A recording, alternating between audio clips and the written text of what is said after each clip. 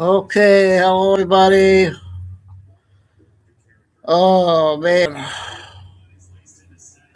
I had a heartburn. I had sloppy joes, Lucy, for lunch, and it gave me a really bad heartburn.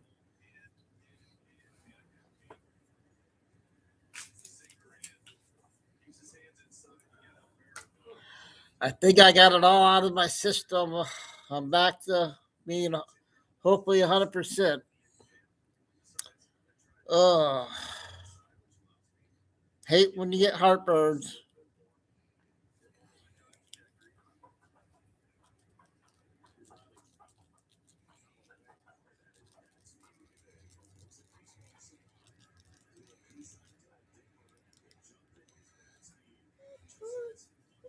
Chico.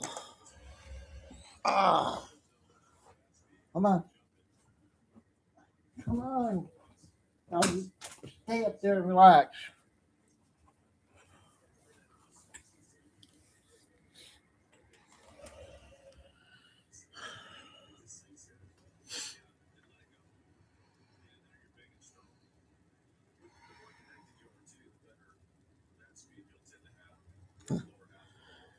Uh, it's part that too, I think, and I gotten heartburns lately with everything.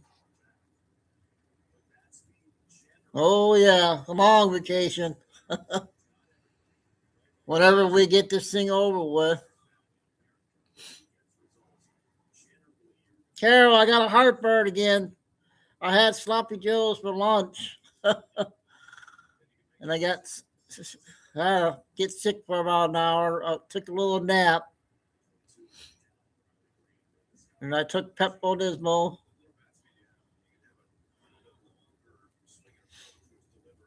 Yep, I heard what you're saying, Lucy. Tell Mom sorry about the first connection. I hope she'll see the first show. And I got to go on tonight because it looks like Mel's going to be on Wacky Win Wacky Wednesday, and she'll probably post it about 9 o'clock.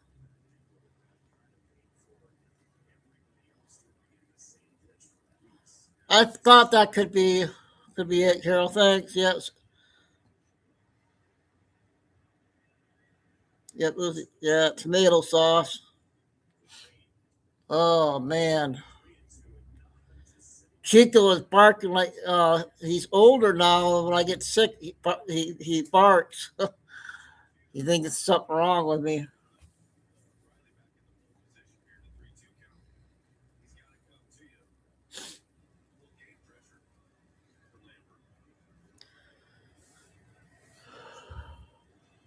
I never took Pepto Bismol, but it helps. I got the juice kind. My insurance covers $50, so I get 2 big jars. They'll last me the month.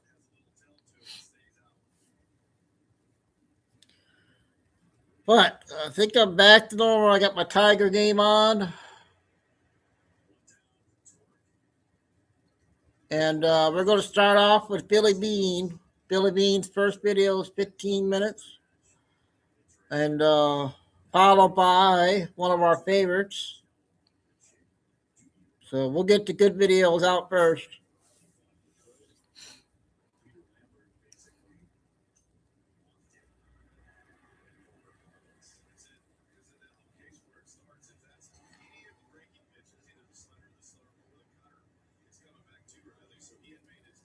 And this weather change terrible. Half a day it's hot, half the day it's cold. Yesterday was oh,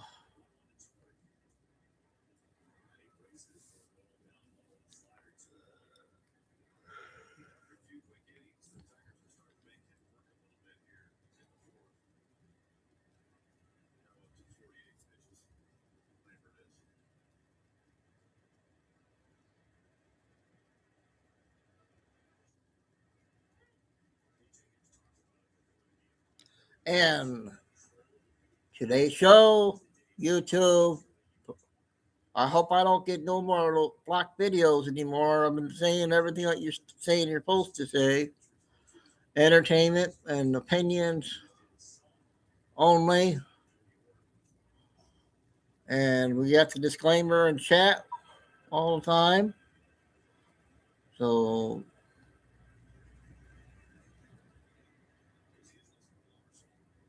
oh, yeah.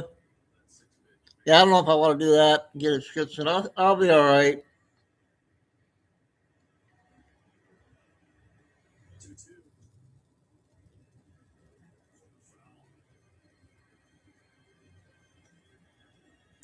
So, Carol, I did find that Nick Shirley video. I'll play that one too. That's the farthest I'm going to go. His was 30 something minutes. I don't want to go past 30 minutes. It's like 38 minutes. I don't know if I might not play it. I don't know. I wanted to play Tony. Tony's out again.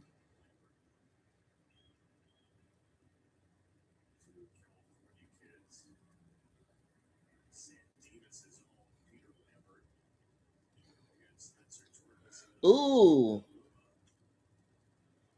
And we got a news conference from Judge Perro. That's 32. So I think we better play that one. BetMGM Casino. Make it legend. That will be our first big one. But I'm not going to go any longer than that.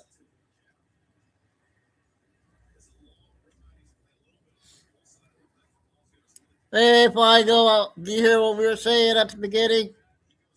Me and Carol. That tomato sauce, I guess, gives you heartburns.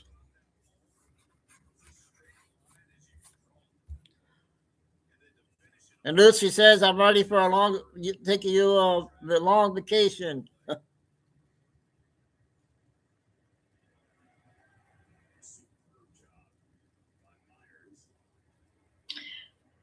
Them too. Okay, I'm glad we got all the mods in first, and Maria is first. Thanks, Maria. Yep, Chico was really doing his job. He was barking like crazy.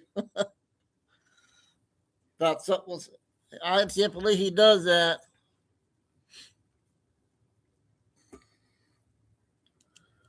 Okay, let's go ahead and get Billy Bean first, and we'll play one of our favorites that came out last night. I got a surprise one for you.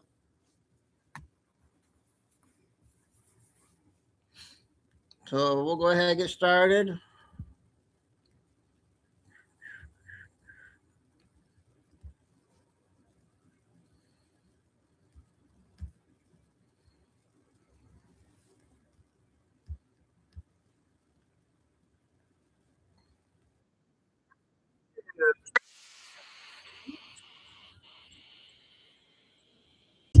Time in Texas about 9 a.m. This will be a flash update.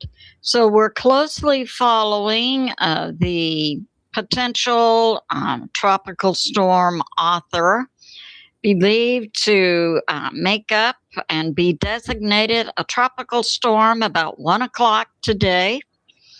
And oddly enough, hey, Spaz, I'll tell everybody about what happened, and then I saw on Mel's page she's gonna have Wacky Wednesday tonight, so I'm gonna probably go 3 to 6, and take an hour break and come back at 8, and hopefully she'll have her show on finished by we start the second show.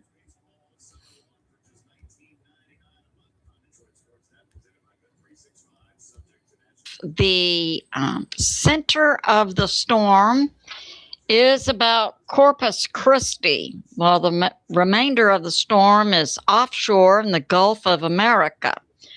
Now, we have experienced heavy rain in the area where I am, south of Houston.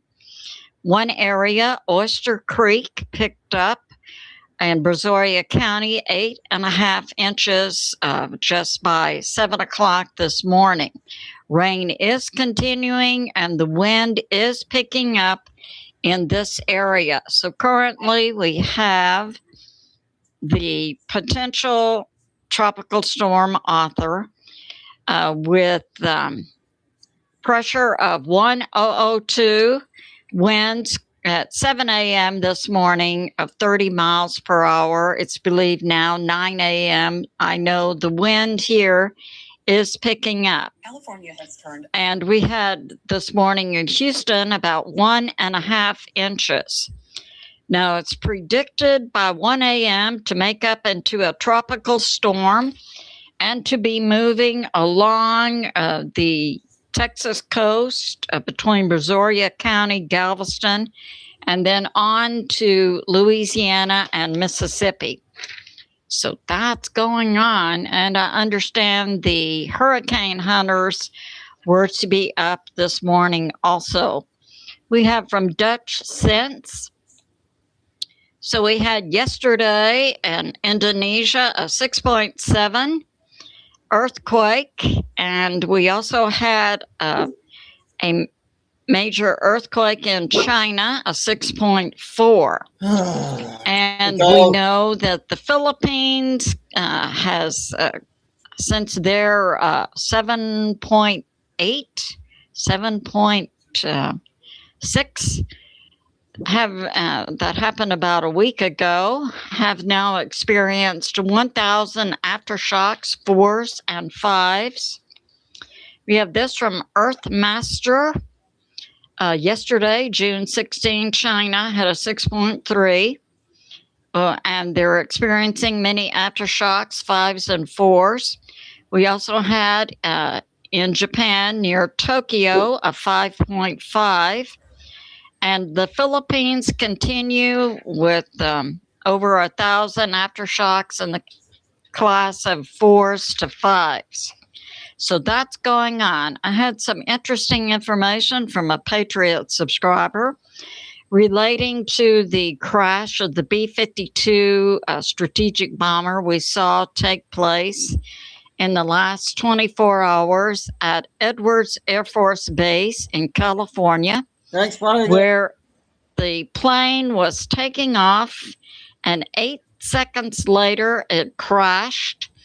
There's nothing left of the plane except the dark smudge on the earth, and 8 people passed away, including 4 crew, 2 Boeing employees, and 2 other, I believe, government employees.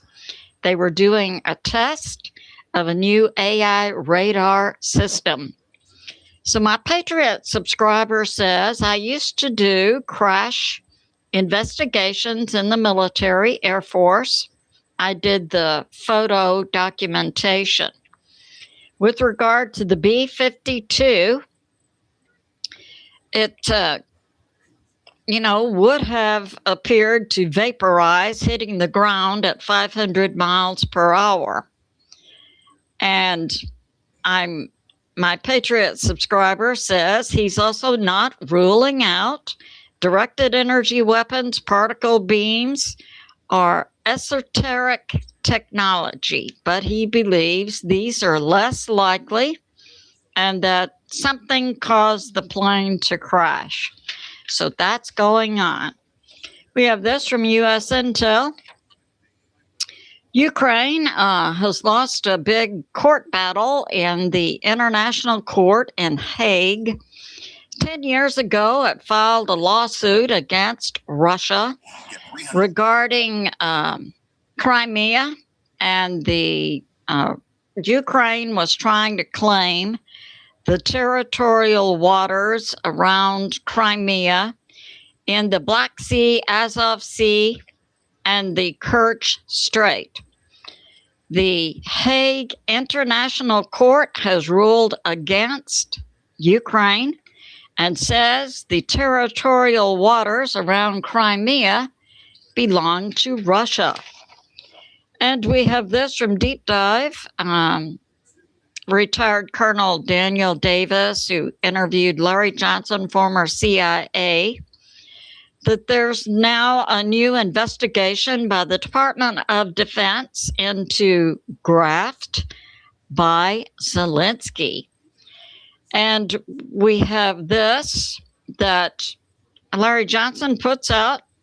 Russia now has in Ukraine, along the front line, 700,000 troops. And that Secretary of State Marco Rubio has stated that the electric power grid in Kiev is down by 60%, and that it's not being repaired, most likely due to corruption. And we have this. So Larry Johnson also states Russia can raise up 15 million reserves who've already gone through basic training, and that it's highly likely Russia will take whatever land area it wants in Ukraine, and that it is now moving across many points of the front lines in Ukraine, and that Russia likely could finish its land taking in Ukraine in 3 to 6 months. And states that Russia is now moving across 13 nodes of the front line, and in the past 24 hours had taken something like 42 square kilometers of land area in the Zaporizhzhia location. Excuse me. And that Russia is now moving forward along the front line, north, south, and east to west.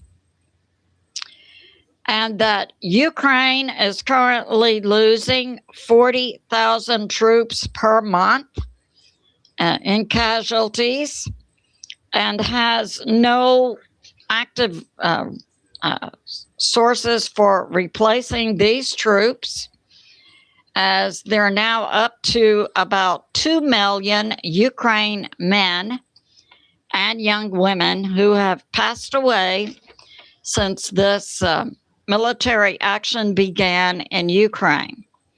Now, we do have reports from last night from Enforcer, a pro-Ukraine channel, YouTube channel, that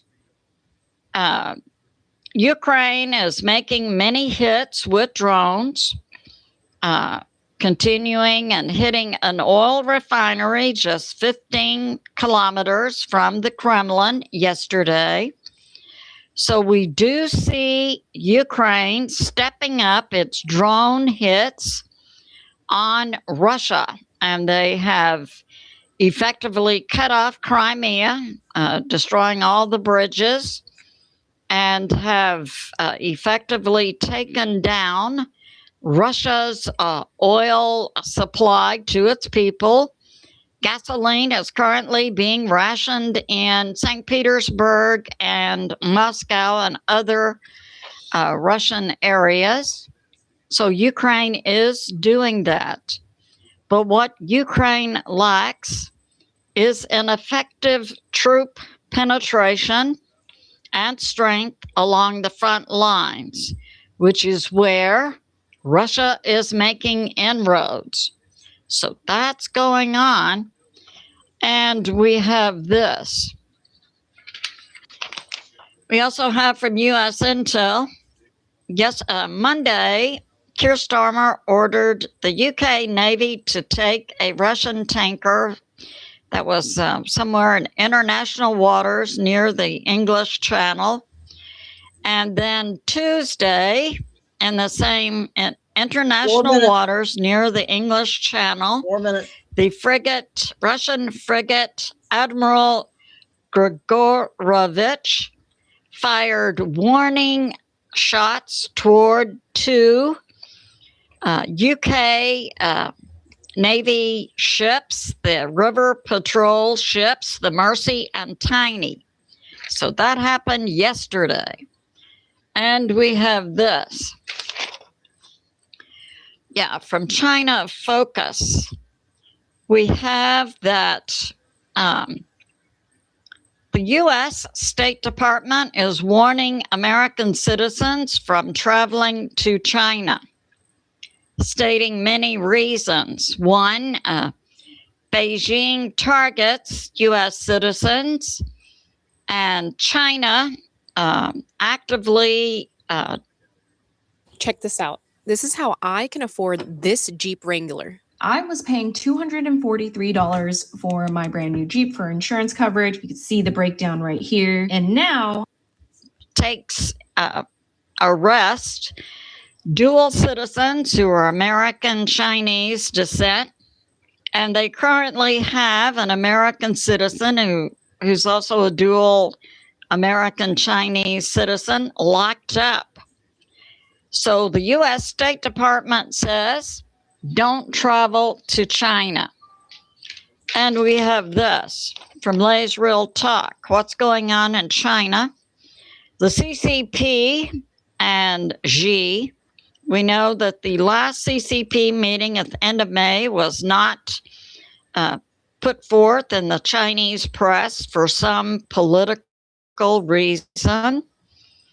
And we see the CCP in the last few days putting forth what I perceive to be some kind of strange strategy, elevating Xi and almost elevating him to the status of the CCP and Chinese people, setting up a shrine and almost worshiping him.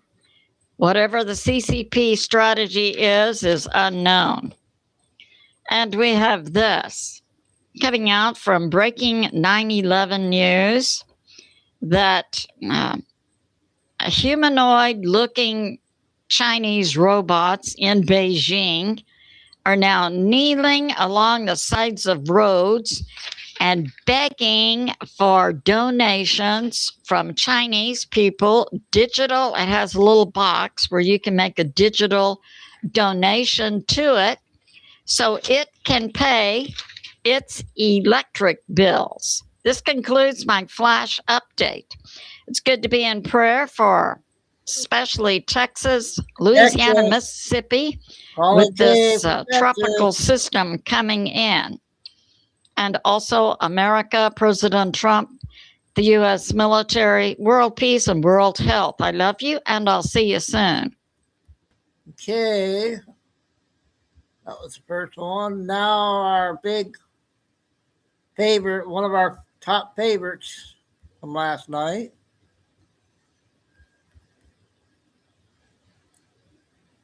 If I can log in.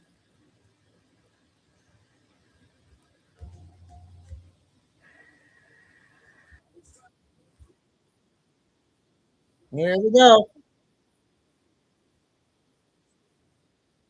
Matter activist Al Sharpton and every single body who claim they care about young black people. Why do y'all care about Carmelo Anthony more than y'all care about these young black babies that were gunned down in Chicago? So many black children, young innocent kids, have been gunned down in Chicago, and there is no protest for them. There is no outrage. Y'all don't even start GoFundMes. Y'all don't even start Give, Send, Goes for these young children who are gunned down in Chicago. But y'all are mad about Carmelo Anthony being sent to prison because he decided to bring a knife to attract meat, because he decided to stab somebody. And y'all are upset because he's being sent to prison, but you don't care when these young, innocent babies, these sweet angels, are being sent to their graves so freaking early. Y'all don't have nothing to say about that, right? Oh, see, I'm not allowed to talk about this, right? Because when I bring up black on black crime, oh, we don't want to talk about it. But y'all pretend to care about the lives of black people. Y'all pretend to care about the lives of young black people. Y'all don't give a shit Y'all don't give a damn about the lives of black people. All y'all care about is selective outrage. All y'all care about is propaganda. All y'all care about is pushing a freaking agenda. And y'all really only care about black people when they are killed by white people. And y'all only care about black people when they go to jail for killing white people. Y'all are so freaking racist. It is disgusting. I am so sick of this fake ass outrage. I am so sick of y'all pretending like you really care about black people. Because if you cared about black people, you would speak up with all this killing going on in Chicago and all this killing going on in the black community, period. You would speak up and say something, but y'all don't. Y'all He's use right. our language. He's but right they don't like say a damn always. thing. But you love black people. Oh, we love black people so much.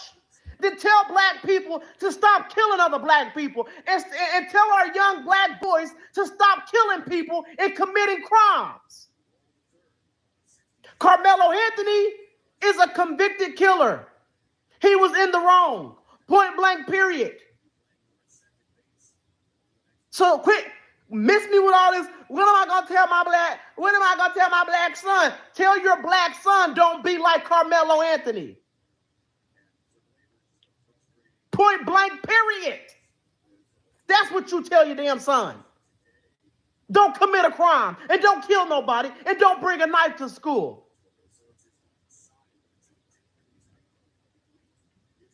And y'all can keep coming at me. Y'all can keep telling me I ain't really black and I'm whitewashed. Call me what you want. Call me Uncle Tom Coon. I don't give a damn. Okay? I don't care. I don't want to be associated with any freaking community that thinks it's okay for a white kid to get stabbed at school for no damn reason. And do not bring up Austin being a bully. I don't want to hear the shit. Okay? I don't want to hear it. You still don't bring a knife to school and stab nobody. Let's say Carmelo Anthony was bullied. He's not the first person who's ever been bullied. People get bullied in school all the time. And you know what? It's not a good thing. But that doesn't give anybody the right to come to school and stab anybody. Go get a teacher. Tell your parents. Go get help. But this wasn't about him being bullied. Not at all. No, he was not being bullied. There's no evidence of that. At all. But miss me with this, we really care about black people when you don't have anything to say about the young black children, these sweet angels who are being murdered every single week in Chicago. So when you start talking about what's going on in the black community, really? How we killing each other? And killing other people? Yep. He's right. Committing crimes? Tell the young blacks to stop doing that. Teach them better. But we don't want to talk about that.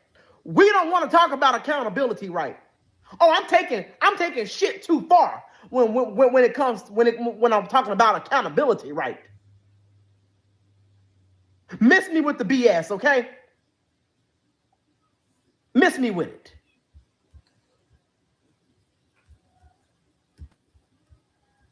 Okay, that was another good one from one of our favorites. Next one's about 13 minutes.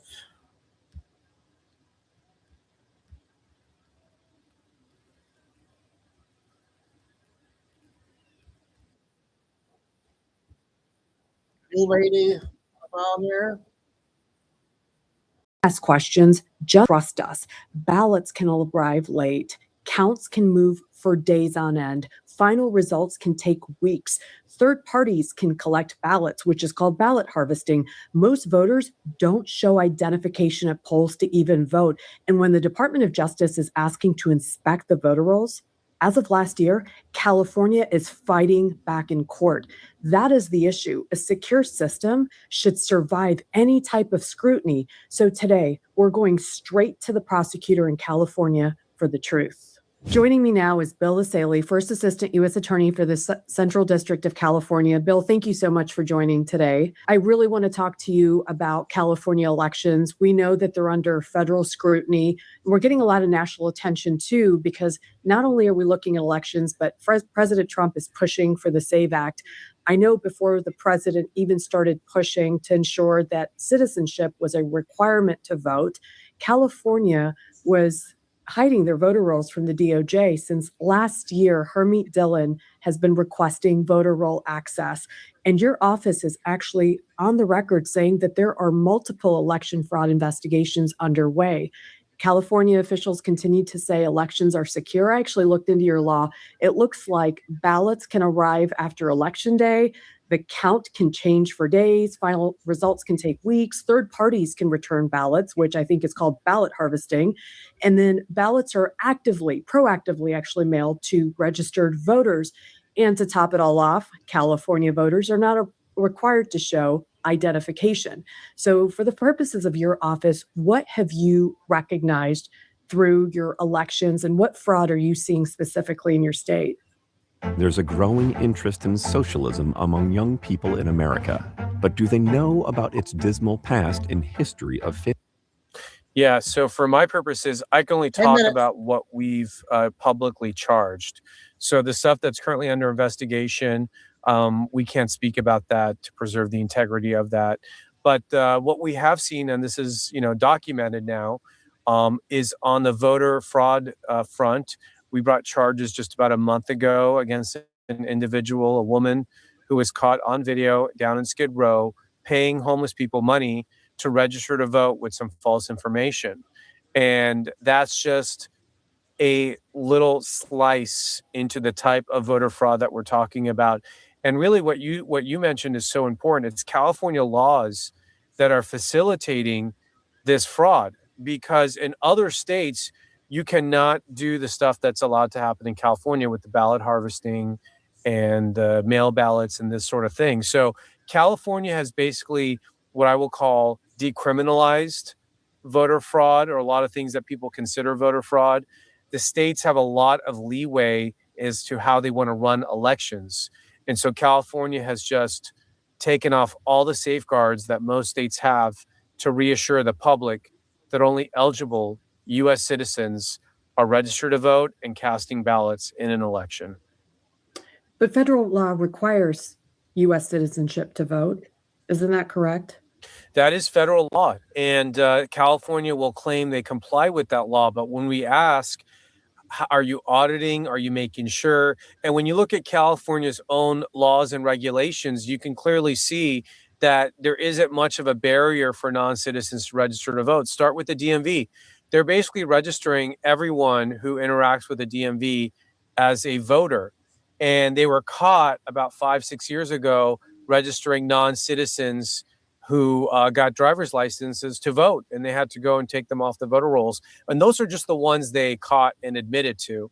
And then they wrote this law that says, if you're a non-citizen and you get accidentally registered to vote in a DMV, you cannot be criminally charged. So they've given immunity to people registering to vote at the DMV. Then you look at what documentations the California Secretary of State will accept as proof of that you're an eligible voter. And you can go on their website, you can register to vote without a driver's license, without a social. And the first time you vote, you do have to present what they call an identification. But the list of what they accept as IDs is ludicrous. You're talking about gym card memberships. You're talking about a prescription drug label. You're talking about a health insurance card, which California gives health insurance to illegal immigrants. So there's nothing in the rules in California that prevent non-citizens to vote. So instead, what they do is they just gaslight. They just say, well, you guys are making this up. This isn't a real problem. Don't make it one. It's sort of what they did on the hospice fraud. First, they said there is no hospice fraud. Then when we started charging all the cases, they said, yeah, but it's not that bad. And there's fraud in other states too. And so they keep moving the goalpost. And what we're trying to do here at the Department of Justice is just ensure that federal law is being enforced. So we are going to investigate and prosecute all cases that we have of election fraud. We will make those cases. We are also trying to enforce the federal Voting Rights Acts, and that's why we are trying to audit California's voter rolls to make sure they are in compliance with those federal laws that require only U.S. citizens to be on the ballots. That's a civil statute. So that's not a criminal, it's a civil statute. And we are in court litigating with California. They are resisting, they're refusing. And so we're up on appeal on that right now. So there's a lot happening in this space. It's not just one thing. The media, the left wing politicians want you to just think there's nothing to see here. You know, if there is fraud, it's just a couple outliers, nothing to see here. Let's certify the election. Let's move on. That's what they want. And we're saying, yeah. hold And I on a think minute. what's interesting is what you noted earlier, Bill, about even how to register. So over the weekend, I looked for the cheapest gym in LA. I live in Ohio. And I actually got some advice from a friend and called Crunch Fitness. So for $15, I wanted to know about registration. Do I have to show proof of citizenship? What requires a membership to a Crunch Fitness? And guess what? You don't have to show anything except come in, fill out an online form, come in either personally or fill out an online form. So what this looks like is allegedly an illegal alien, that's what they are, come into our country. The first act is breaking the law, and then they can She's go got pretty right to good- California and sign she's up a for new healthcare one. I haven't benefits. In seen her addition around to that that, much. go to a Crunch Fitness, and for $15, they are now registering to vote in California. Is that what's happening in your state? Ding dong, it's Realtor.com time. Honey, Mortgage Bunny 6 says we should keep renting. That is what you just laid out, that fact pattern. That is how it could happen. And that is what we're looking into. And we are looking into specific instances of that. But the only way to know for sure how widespread this issue is and to confirm that that is not happening at a massive scale is to audit the voter rolls. And that's why Harmeet and I have been laser focused on this issue. And we've been litigating for a year. Right now we're in the Ninth Circuit. We hope to, hopefully have it resolved soon.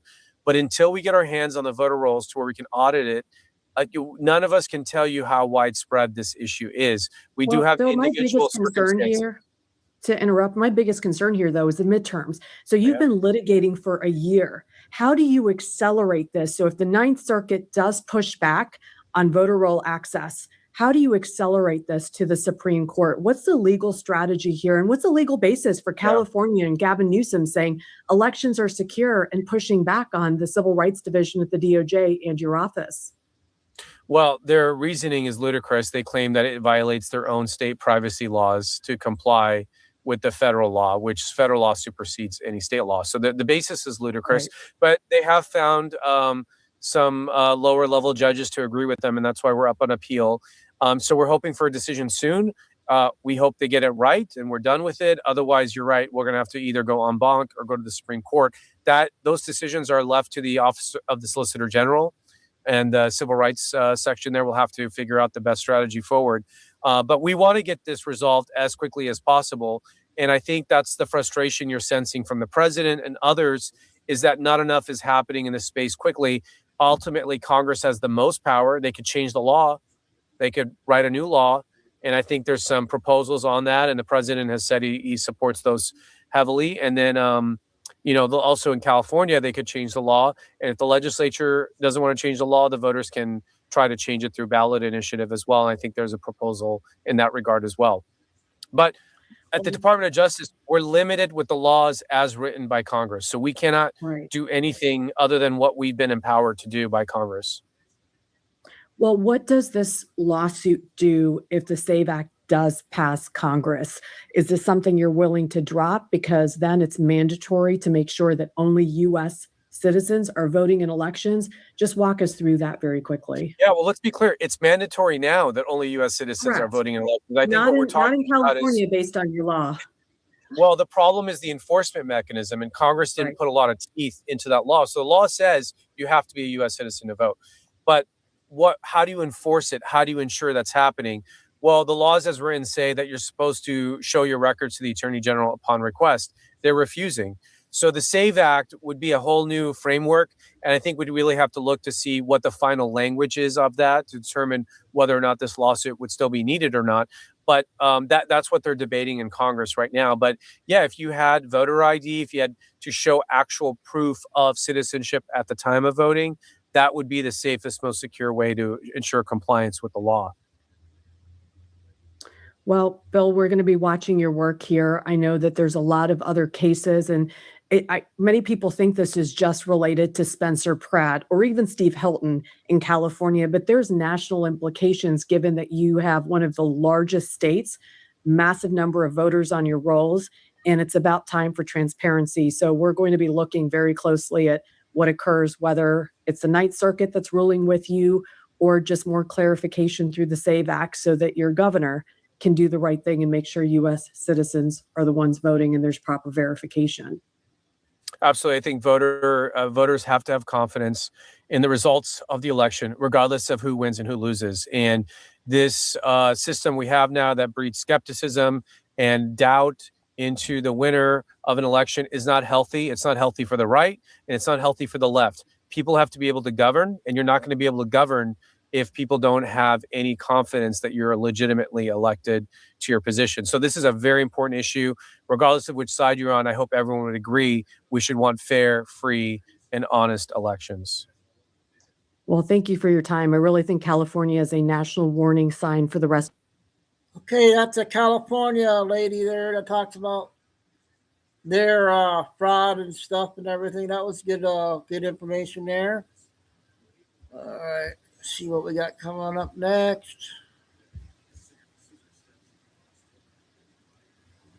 Oh, we got Trisha video.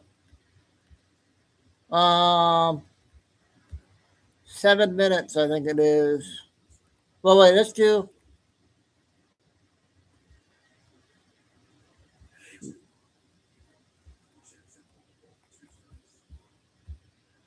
I got Benny up next.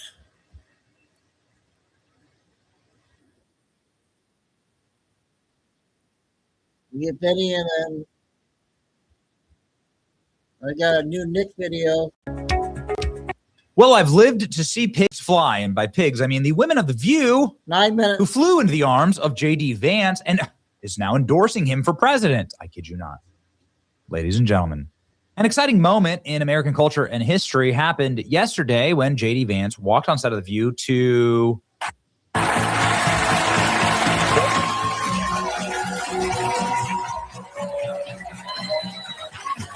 People cheering? I don't know. I mean, if this is the actual natural sound of the View studio, Vice President of the United States, J.D. Vance, then they actually did applaud for him. I don't know. I know that J.D. Vance called them almost immediately with a great sense of humor and calm. Very important how you kick these things off. I was surprised at how tall you were. He's very tall. If you only see somebody on TV, you just see their, in my case, giant heads. So That hides how tall I am. Yeah. That's right. We are the table of big heads here. So this is a show of MAGA Republicans, right? That's what my media team told me. Okay, good.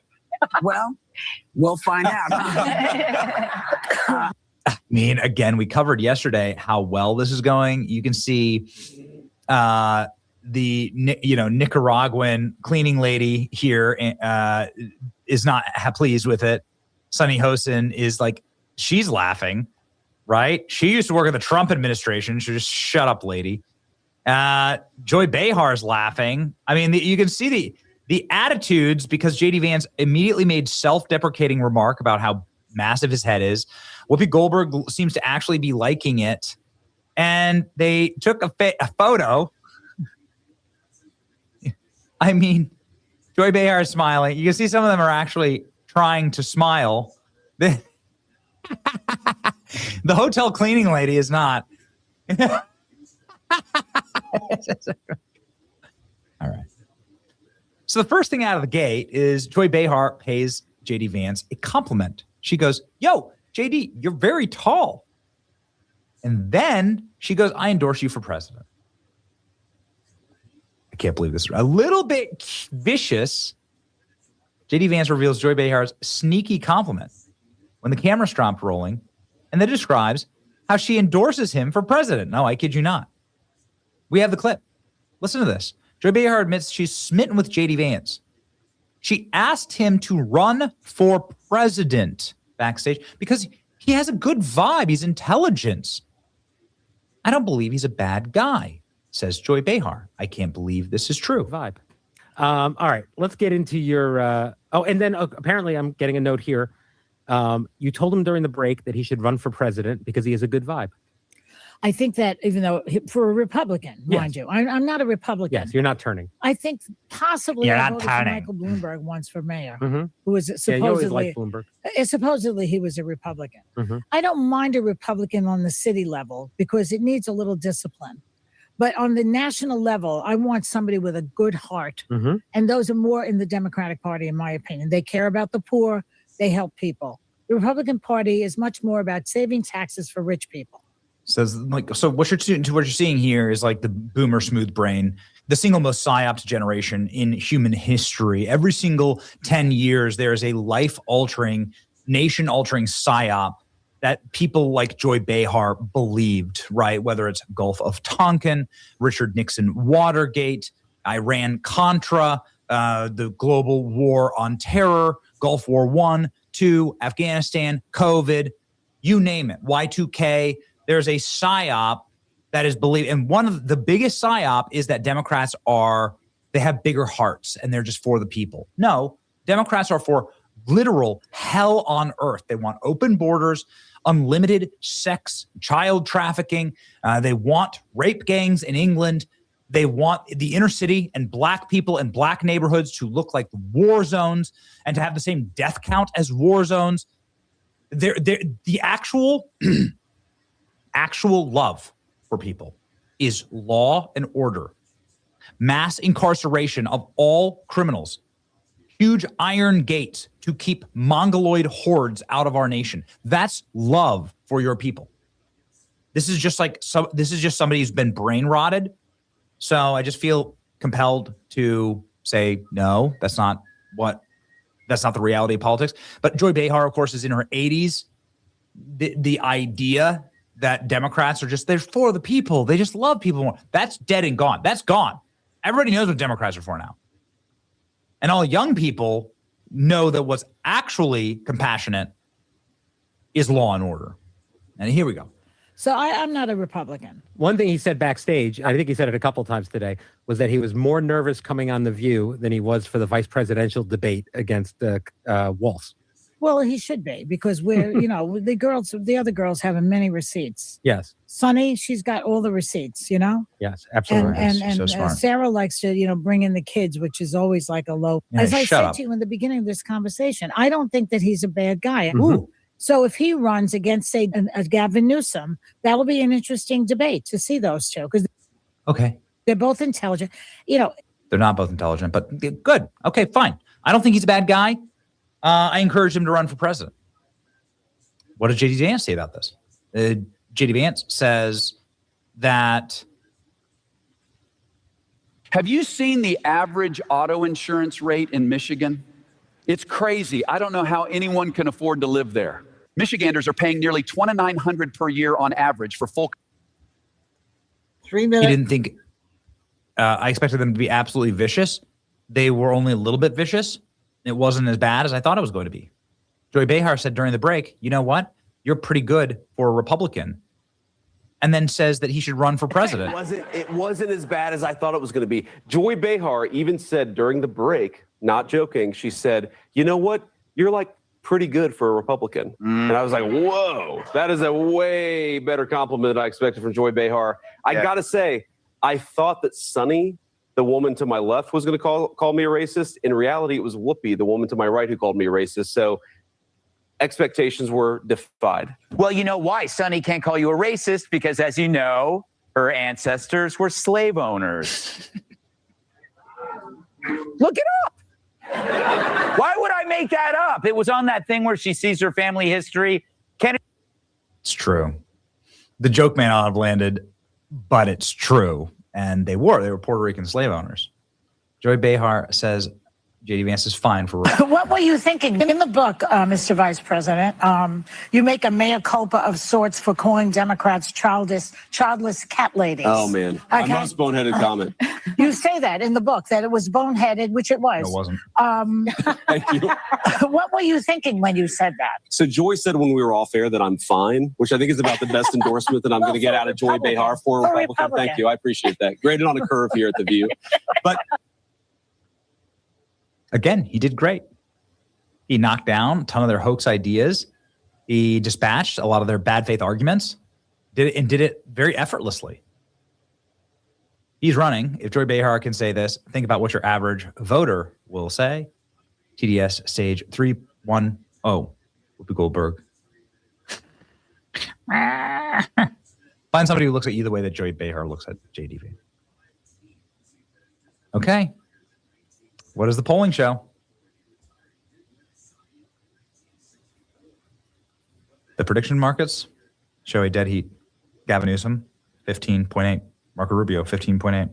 JD Vance, less than a point ahead, 16.7. AOC, 5%. So there it is. There it is. What's going to happen next? I don't know, man. But it's going to be a wild ride. Lock in, like, share, and subscribe to this channel. We will not let you down. Just like JD Vance on The View. Okay, we got that one done. Okay, we're going to do the judge, you guys. The report, big report coming out. We got to hear it.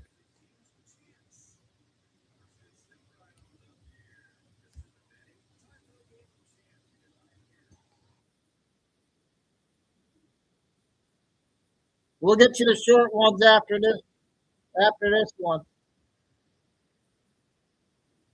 Thursday starts at Harbor. 32.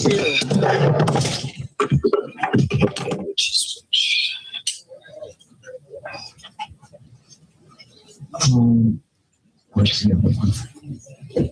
That's mine. Okay. All right. Good afternoon, everyone.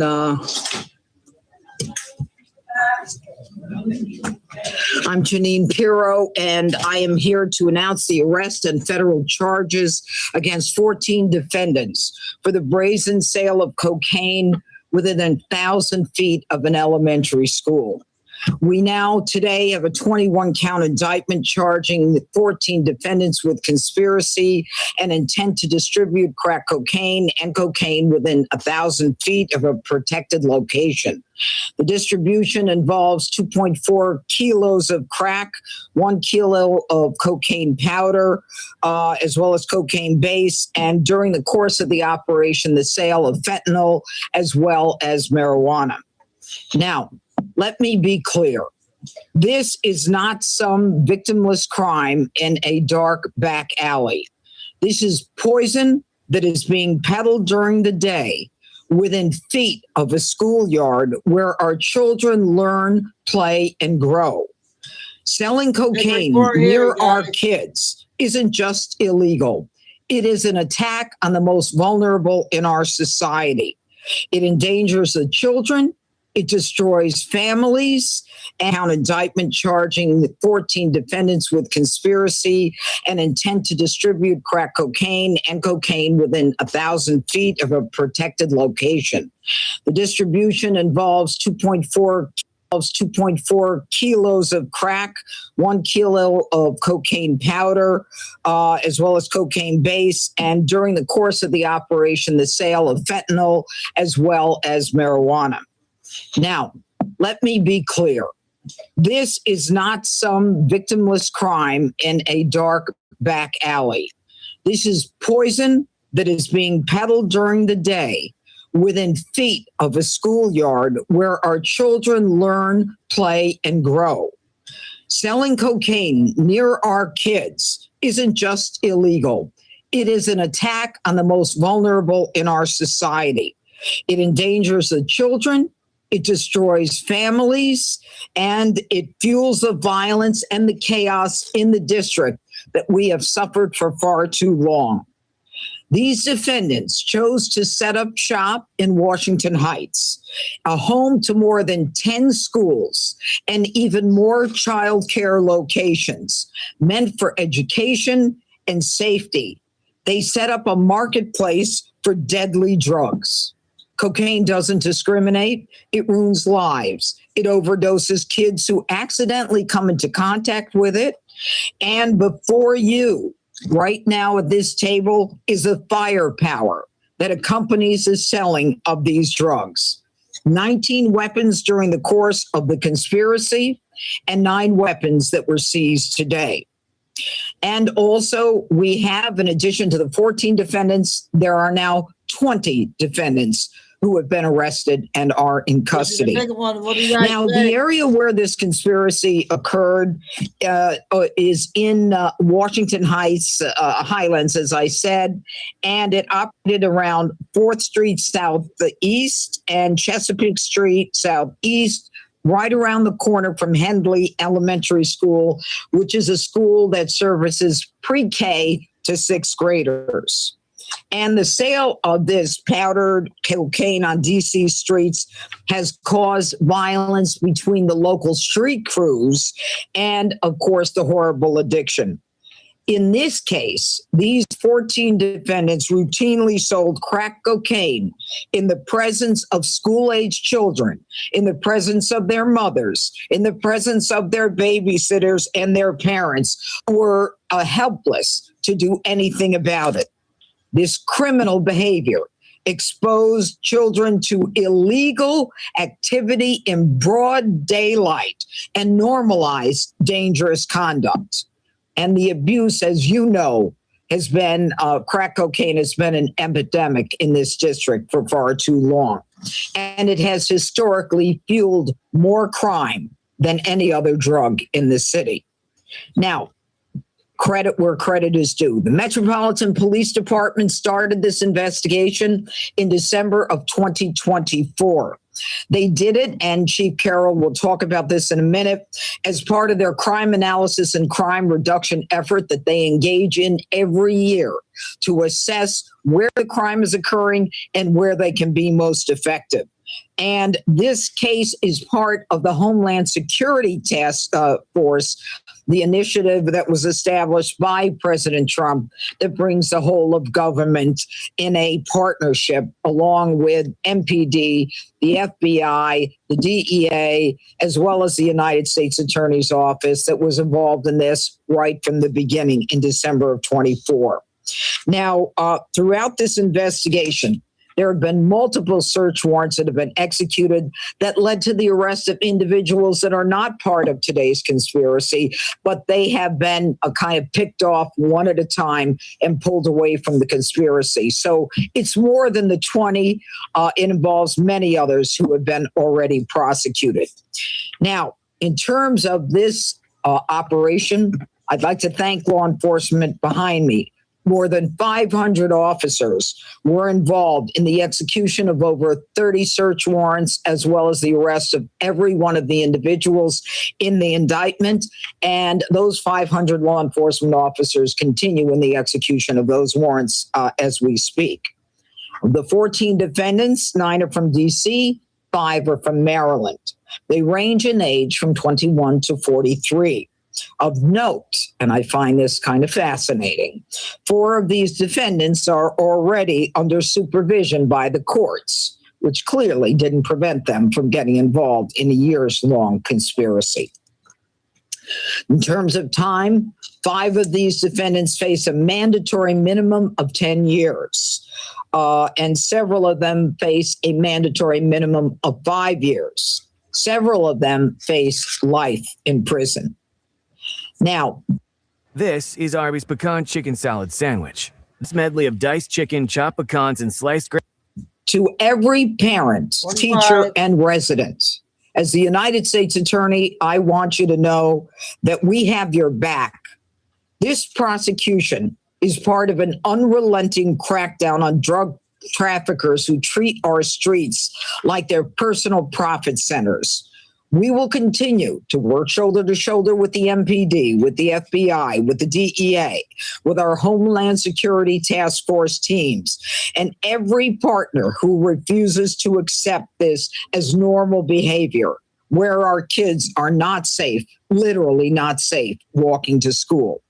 And let me be clear, I will seek the maximum punishments available as well as enhanced sentencing that is available for sales in proximity to these schools. If you sell drugs near our children in the District of Columbia, you will be caught, you will be charged federally, and I promise you will go to prison for a very long time. Now, before I call on the partners, there is one thing that has irked me, and I would like you to bear with me for 1 second. In this poster over there, and this poster over here, we have the sale of drugs in broad daylight in Washington Highlands. Right here, we have circled the actual sale of cocaine. That sale is being made to this woman with the gray hair. We've got this dead to right. Within a few feet is a 5-year-old child. This woman, after she buys the cocaine, takes this child by the hand and walks away. Now, as far as I'm concerned, that's a crime. It's one thing to have a prosecution of dirtbags who are selling drugs in the area of schools 1,000 feet from a damn elementary school. It's a whole other level of crime, as far as I'm concerned, for this woman to bring a child to a cocaine sale and then walk along with the child while she's got the drugs on her. DC does not have an endangering the welfare of a child a crime, which I am going to ask the DC Council to enact. It's what you need. And over here, this is a regular occurrence. These little children with backpacks, every one of those dirtbags selling drugs. It's time that we took this seriously, and we are. And thank you to the men behind me and all the men and women in law enforcement who made this a priority. We took it as long and as far as we could to make sure that, as the president said, we're going to make DC safe and beautiful. All right, now I want to call on the head of the FBI, Darren Cox. Who you want to call first? All right, we're going to call on MPD first because they started this. How's that, Jeff? Yes, ma'am. Thank you. Good afternoon, everyone, and thank you, Judge Pirro. I'm Jeff Carroll. I'm the interim chief of police for the Metropolitan Police Department. Since late 2024, the Metropolitan Police Department's Violent Crime Suppression Division has been investigating a series of violent offenses and narcotic trafficking centered in and around the 4200 block of 4th Street, as indicated on the maps over here. This is the Washington Highlands neighborhood. This community has been plagued by crime for far too long. It includes an area with a persistent drug activity. We've collected significant evidence that indicates that the suspects announced in today's indictment were responsible for these crimes. The longstanding partnership between MPD, the FBI, and the DEA is a critical tool that allows us to address deeply entrenched crime and violence in communities across the District of Columbia. This 2-year investigation culminated today with a federal indictment of 14 individuals for conspiracy to distribute illicit narcotics, as well as distribution of controlled substances within 1,000 feet of protected location and related weapons offenses, as the judge noted. As part of this ongoing investigation and prior to today's apprehensions, investigators have already recovered more than 2.4 kilos of crack cocaine, 1 kilo of cocaine hydrochloride, 29 grams of fentanyl, 12 pounds of marijuana, and 19 firearms. This case is another example of the Metropolitan Police Department's commitment to identify, investigate, and hold accountable those who prey upon our community. We want to extend our sincere gratitude to the FBI Washington Field Office, to the DEA Washington Field Office, and the United States Attorney's Office of the District of Columbia for their outstanding collaboration in this case. We also want to thank the Montgomery County, Maryland Police Department, the Fairfax County Police Department, and the United States Marshal Service for their exceptional contributions in the investigation as well. And now I'll turn it over to the DEA Special Agent in Charge, Chris Gomez, for comments. Thank you, Chief. You're welcome. It's a privilege to stand up here. And, just as I might say, because I'm Chris Kamenis, GOU, MENIS. I'm the special agent in charge for the Washington Division. I do cover 3 states, but as the residents of D.C., y'all should be proud to have these leaders standing up here. It's no greater. If it's the chief, it's Adek Cox or Judge Pirro. We got some of the finest law enforcement leaders here in the District of Columbia. But it's a privilege for DEA to be here today and to stand with our federal partners, with the FBI, the United States Attorney's Office, and of course, Chief Carroll with the Metropolitan Police Department. I would personally like to thank Judge Pirro and extend my gratitude to her and her team, as well as to President Trump for fostering an environment of unprecedented collaboration over the last year and a half. This takedown is a direct result of partnerships born out of 2 executive orders, the DC Safe and Beautiful Task Force, as well as the Homeland Security Task Force. Today's arrests are a huge win for law enforcement across the district. Our communities are a lot safer due to it. The people that we arrested today across the FBI, DEA, Metro, and everybody else that was out there, they have access to illicit drugs. They have access to firearms. They're violent criminals, and most of them have recidivated in the communities. Our efforts have undeniably saved countless lives. Together with our partners, the amount of fentanyl, and again, the chief preluded to what was seized in the past, but what was also seized today, is about 6,200 deadly dosage units of fentanyl taken off the street.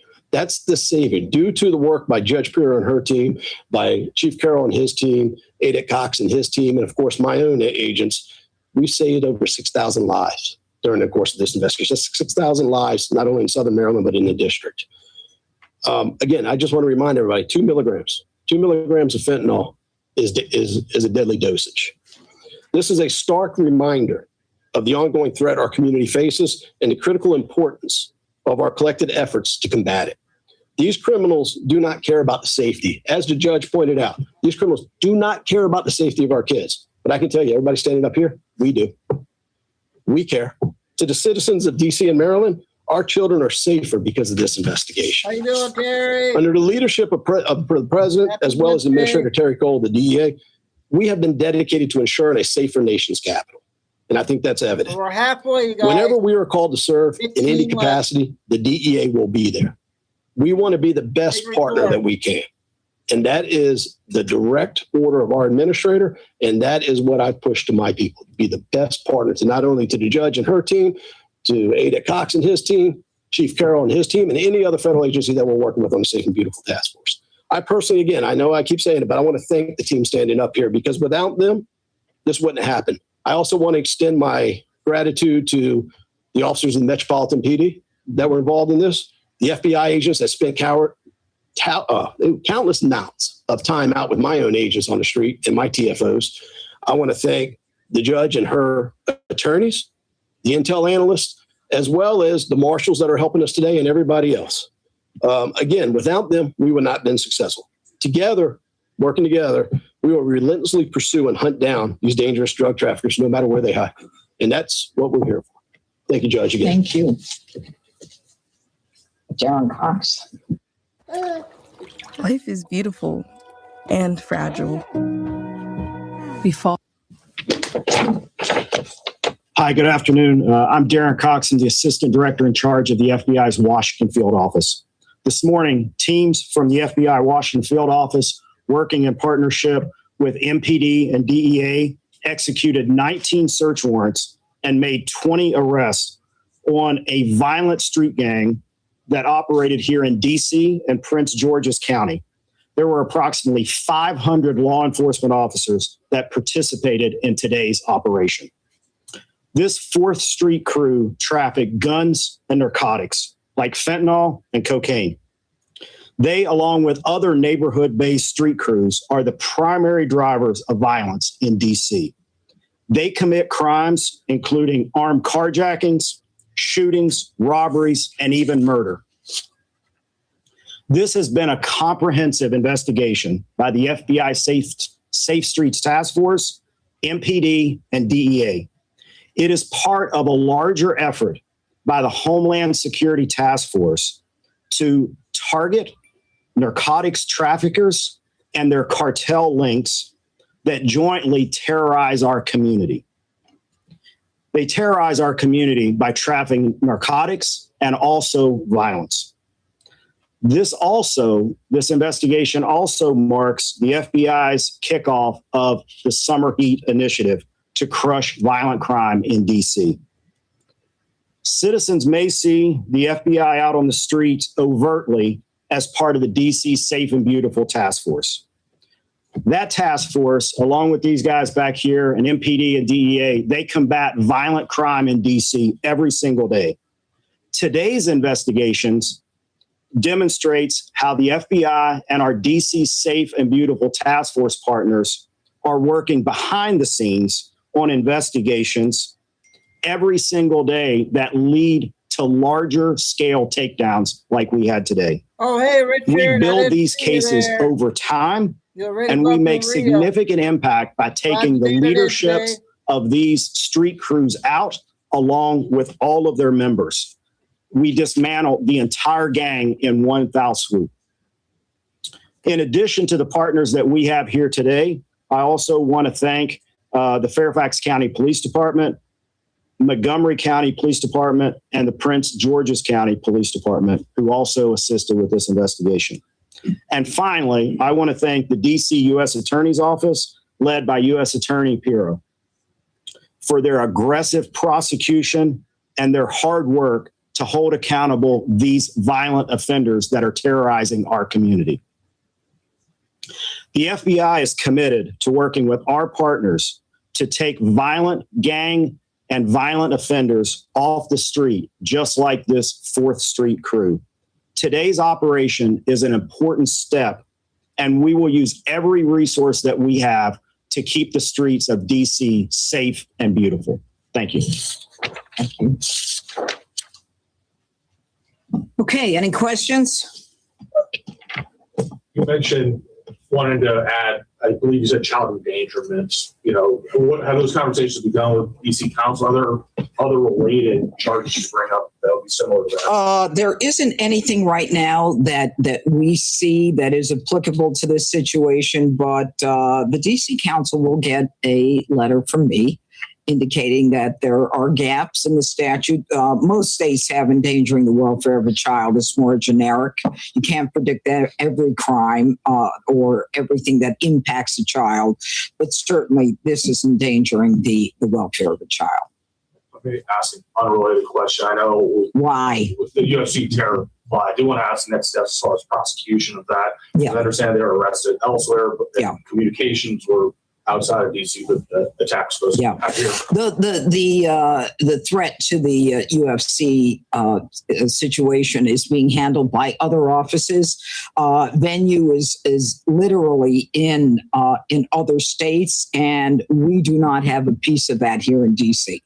You don't expect that case will end up in your office at all? I don't think so, not based on what we know so far. Most of the actions are outside of DC. In fact, all of them that we're aware of are outside of the district. But even though the target was in the district, you've got to have some activity in the district. Yes, sir. Welcome back. Right, where was I? Where do the guns come from? As you know, it's very hard to get guns in DC legally. Where did the guns come from? I have another question for you. Where do the guns come from, Chief? So these are all illegal firearms. We know that many of the guns that here in the district that come in from other states that have much more relaxed gun firearm laws and come here into the district illegally. So none of these guns were legally registered or legally owned. They were illegal firearms. And then yesterday, your office. Why are we off topic? I want to talk about this. Well, call Tim. Somebody else. Anyone else on this? I think you can sense the excitement that we all had in working this case. It was a long case. It was a very intense effort. We tried to take it wherever it led us, and we worked very well together. And we're very proud of the work that we did together as a team. And I couldn't be prouder of the men and the teams behind us, including in my office, VCNT, which is the violent crime and our narcotics trafficking section. All right. Thank you. Question for Chief Carroll. Let Ancestry help you piece together your family story. Save now at Ancestry. Here's how to go from $300 a month on AC to almost $0. We built this portable cooling system. Okay, we got Jeff, 10 minutes you left. know, the On the Fifth Street short area there has and been next. very tough and difficult area for as long as I've been reporting in the city. From my gray hair, you can see it on it. What do you say to the residents down there that say perhaps that this is now pushing out this drug conspiracy and you're getting a lot of guys locked up, but eventually they're going to backfill into that? How do you keep this from coming back together and keeping these illegal firearms and drugs from coming into that community? Yes, Paul, that's a really good question. So we've done similar operations like this in other communities here in the district.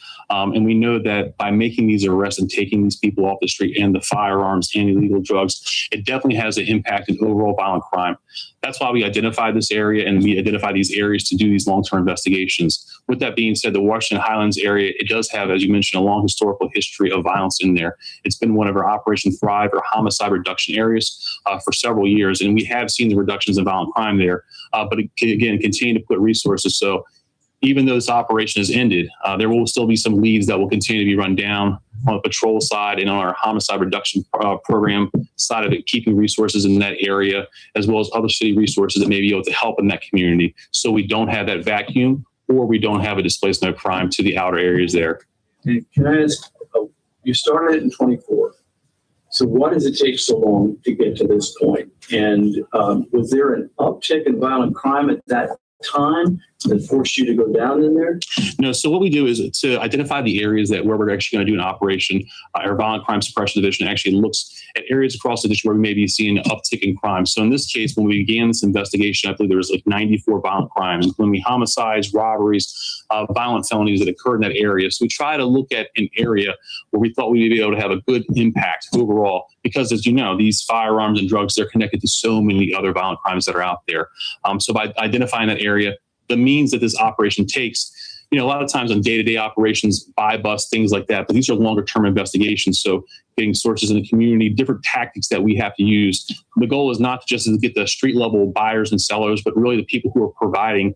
And that's where this conspiracy and this information about the indictment comes from. We want to get the higher level people, not just the people that are selling in the hand-to-hand transaction on the street, so we can really get in deep and try to get to the root cause of this. Yeah, and if I can I just want to add something to that. You know, there were at least 165 buys during the course of this operation. And as I indicated before, there were several individuals who were picked off and were not part of this. And, you know, I may be a believer, which is why I'm still doing this, but I really believe at some point that with the more people you take off the street, the more public it is, then I think we can make a difference. I really do. I think that we've changed the landscape in D.C. a great deal in the last year and a half since the president has been here. And I think we'll continue to do so with the aggressive work that we're doing together. I really do. I am optimistic. And the chief was right. I mean, they're focusing on areas where there is a lot of crime, and they're applying their efforts to those areas. And we do it. We do it not just in terms of prosecution, but in terms of offering services to families. You know, making sure that that they're policing in that area. I really am more optimistic than most that we can turn things around. Chief, to that end, when there is an investigation like this surrounding an elementary school and you have a sense of what's going on but can't make the arrest yet, is there any kind of coordination or communication with DCPS about parents or teachers and kind of taking protective measures with the children in and around the school? Yeah, without getting into too much technical level detail about how we run the operations, as the judge mentioned, there are cases when we do make arrests that are in there. And again, that helps to build back to the larger conspiracy and get information out there. So as we work this, we don't just necessarily stand by and watch things go on and not take action with there. There are cases and opportunities we do. And also that leads to us, taking information and build back into the overall conspiracy that's out there. And also the venue question may answer this, but on Sunday you said there was no credible threat to the UFC event, and the FBI said they were aware of the plot on June 10th. Is it that there was no credible threat in the district at that time, or you were unaware of the plot? Sure. So when we gave our press conference, that was actually last Wednesday. I think on Fox 5 on Sunday, you said there was no credible threat. I didn't say that on Fox 5. What I did say is we are working with the FBI and our partners. So on Wednesday, I said there was no credible threats. Obviously, we work with the FBI and all of our partners as information comes into the district. And of course, as FBI got information, they shared that with us, the United States Park Police, the Secret Service. The FBI did have the lead on that. And of course, the evaluations made by them on the information is what we go by. And how does the revelation of a plot like this affect security measures? We have a ton of events for the remainder of the summer. How does that affect operations on your guys' side of things? And also, I know with the juvenile curfew, I know you guys are able to call curfew stops. With any extra security, is that going to threaten, stretch resources for that? I mean, so we're constantly evaluating information that comes in. Things are constantly changing. What we say right now, things can change, new information can come in. So we're always evaluating that. We also look at how we're deploying resources. Do we need to increase resources? Do we need to change the types of covert or overt resources we see? So really it's based on the information we have and the experiences that we have. So we're constantly evaluating that. For us, as we deploy resources, especially on certain events, we do things like go to a full activation, where we have additional resources, longer shifts, and have more resources. Additionally, in many of these events, think about the Suits America, the UFC fight, the Park Police had to lead in that area, and then brought in a bunch of outside law enforcement and National Guard. So we're working together collectively overall for the plans. Mr. Can I ask you yet about the domestic shooting yesterday?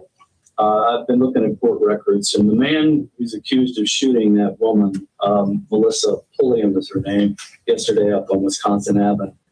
The man accused of shooting her had been previously arrested 3 different times for assaulting her.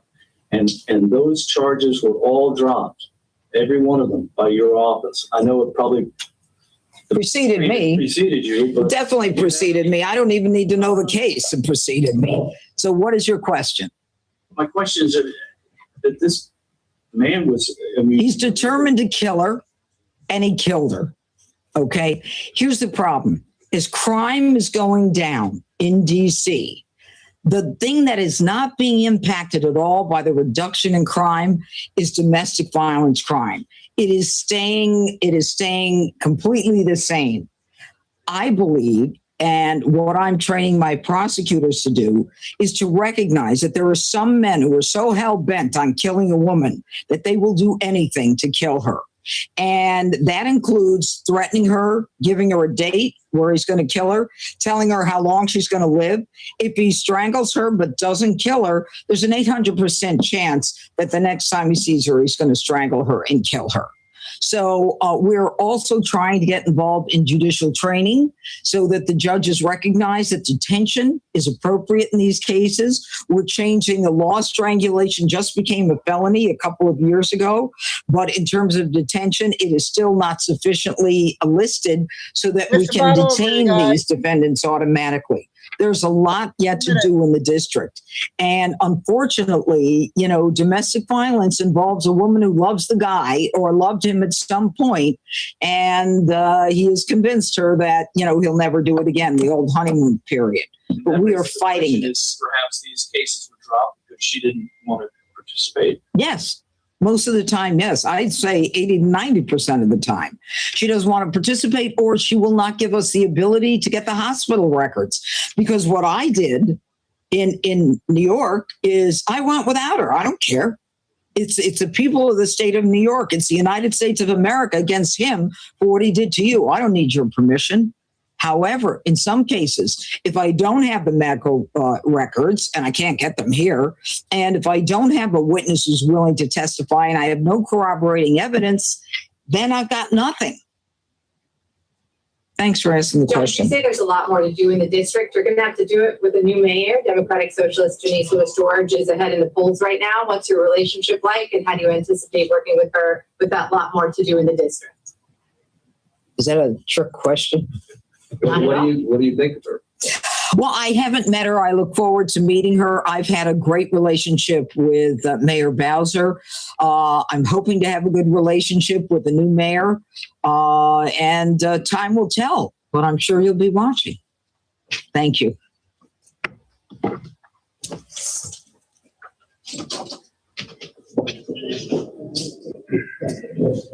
So that was a big report, you guys. That just came out today.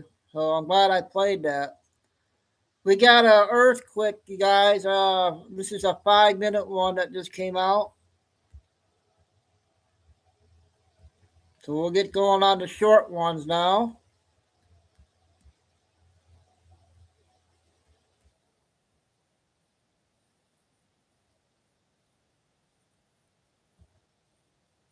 Hand tools. Back. Shout out to this guy. James Kaufman will news report today. Ladies and gentlemen, just a few moments ago, we had a large 6.6 magnitude earthquake on the central mid-Atlantic ridge, right in between Africa and South America. That's a big quake. They don't know the depth. It's a very deep area of the ocean. They have it at a 10-kilometer, i.e. the default depth currently. Let's see if we can find out any more information about this big blast. All right. Well, it is on that central plate tectonic ridge, and there are no real nearby active volcanoes. Let's see if there's any volcanoes in that area whatsoever. And there is. It looks like it's actually right over one of them, which might mean we have another awakening volcano. How interesting. Let's find some more information out about this. We'll find some detailed information out right now. Again, a 6.6 covered by the USGS, default depth 10 kilometers. Also covered by Germany as a 6.5 default depth. Raspberry Shake a 6.5. I'm sure the USGS might downgrade it. They usually do, and this just occurred. All right, there she blows 43 minutes ago, a 6.6 magnitude earthquake right there on the central mid-Atlantic ridge. Today, Wednesday, June 17th. Bam. All right, some earthquake details. It was a big one. 7.5 atomic bombs worth of energy released. Again, a 6.6 default depth, 10 kilometers. 168 seismic stations felt this one. Only one person, one report came in. The nearest volcano is 30 miles away. It looks like it's right on top of that volcano. All right, taking a look at Volcano Discovery's shake map here. Where did that one report come from? Why don't you? Oh, here it is over here.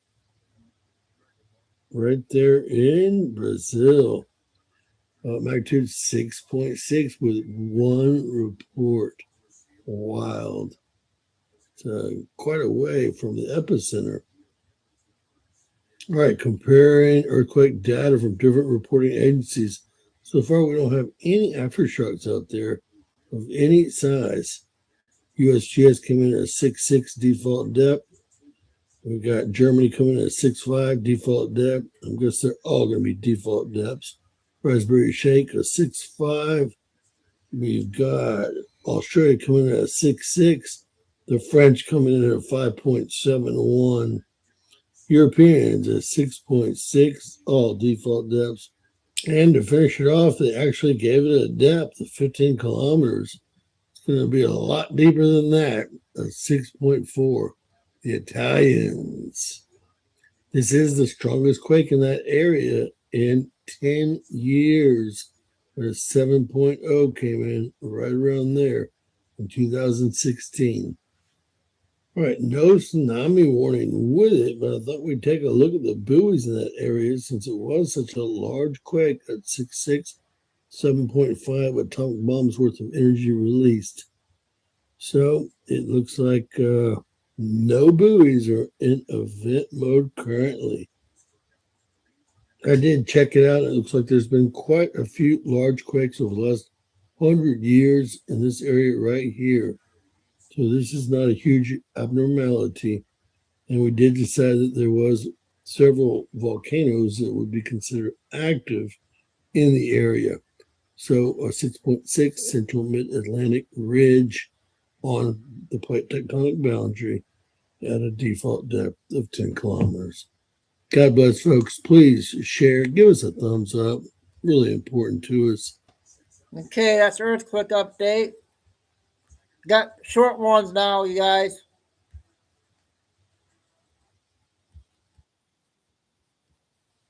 I might have played this one yesterday. So much doubt, and I'm praying this reaches who is supposed to hear this today, because this morning my TV turned on by itself. I looked at my phone, it was 5:55 on the dot, and somebody out there, your life is about to change, honey, big time. Yeah, and you my have fault, felt this sorry. coming on, but I feel like even though you know the change is coming and you receive confirmation that it's coming, you're still doubting. You may be praying to God, God, I'm so worried. What if the breakthrough doesn't come through? What if these signs aren't real signs? What if it's just me because I'm hoping and wishing for this so badly? Honey, what God is about to do is not just going to erase your doubt, but it's going to erase the doubt that others had about She's you. pretty good. It's like you have gone through so much judgment throughout your life. She's a smart Everybody's lady always had there. a say about what you were doing and what you inspired to be. And whatever God is about to do is not only going to really confirm things for you and erase that doubt, but it's also going to show other people that you were serious about your life. You were serious about listening to God's instruction that he puts on your heart, and that you have been making the right choices. You have been making the right moves.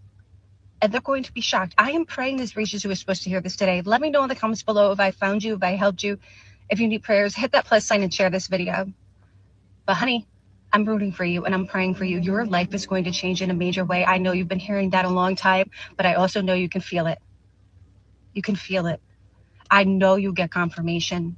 I know it may not even be my word, but maybe you receive words from other creators. Maybe you just hear certain lyrics in a song on the radio. Maybe you just see random numbers throughout the day and you're also guided to scripture. But honey, there is so much confirmation around you. And God, he knows it's hard for us sometimes. He knows that even though we want to trust and believe, we're going to have moments of doubt.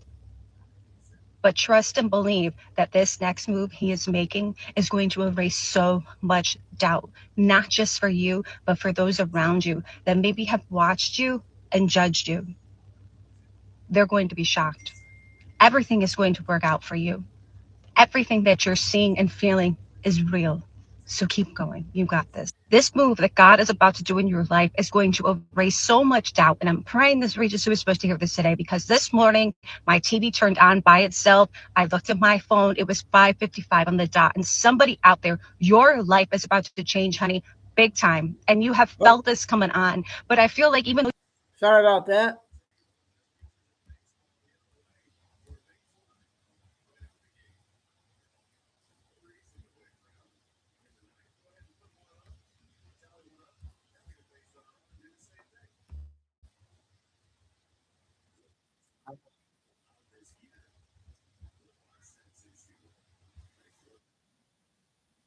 This one, not sure how long this one is. It's a short one, you guys.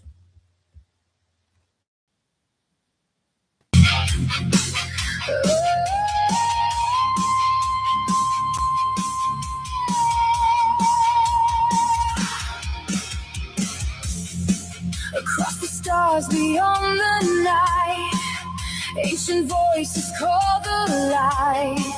Silver ships and endless skies, watching earth with gentle eyes. Through the darkness, through the fear, whispers say the dawn is near.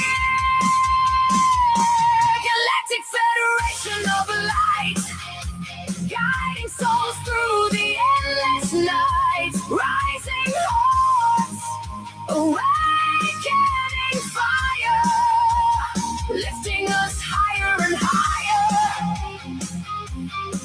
from the heavens.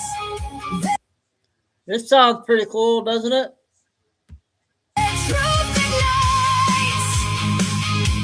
Galactic Federation of Light.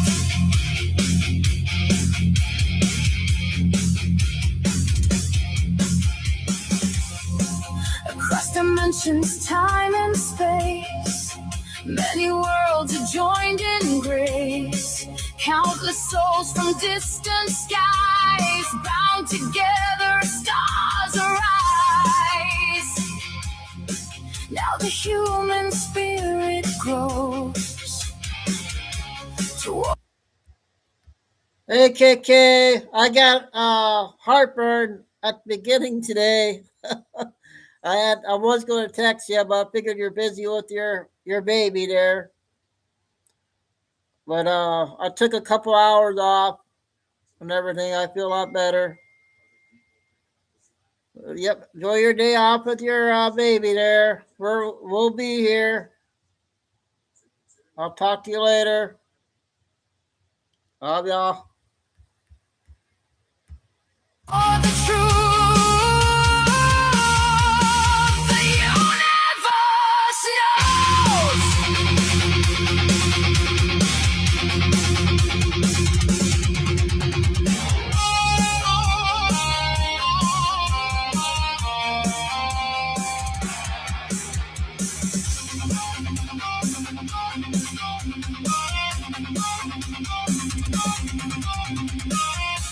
shadows spread their fear and lies, casting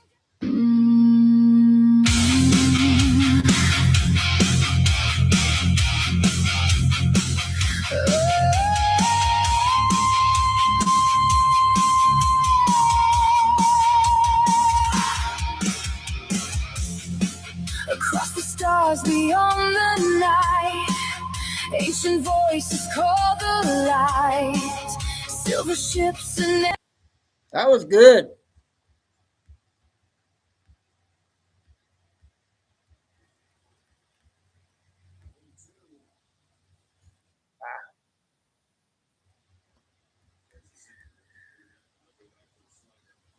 Dang.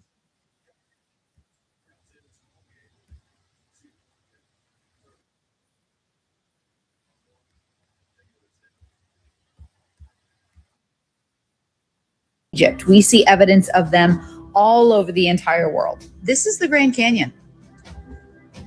We have been lied to about our history to a point that it actually doesn't even register that the land that we walk on is no different. Our history is no different from any other ancient civilization. It is absolutely no coincidence that the majority of the Grand Canyon is actually off limits to the general public. When you start to seek out the truth to find out what really happened here on American soil and why we were lied to about our history, you will find nothing but evidence that mirrors other ancient civilizations. This story is fascinating in itself. In the early 1900s, a man named Kincaid, he was an early explorer. He went into the Grand Canyon, and guess what he found? He found ancient cave systems, caverns that were full of artifacts that even resembled ancient Egypt. These hybrid demigods, as well as the giants, populated the entire earth.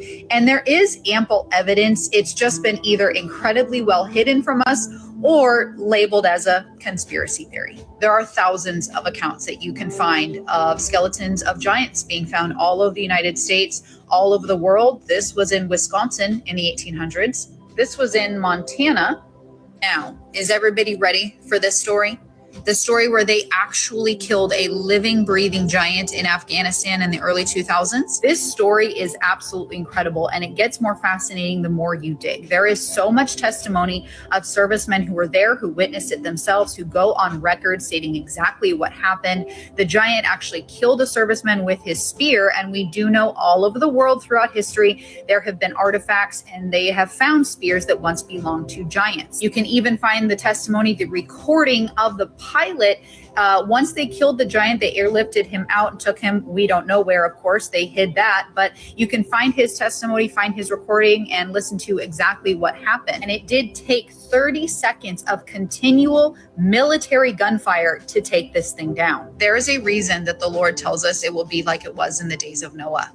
And I haven't even touched on these half human, half animal gods weren't just in ancient Egypt. We see evidence of them all over the entire world. Hey, moving right along here. A lot of good stuff coming out for the first show. We'll see how we're doing on time here.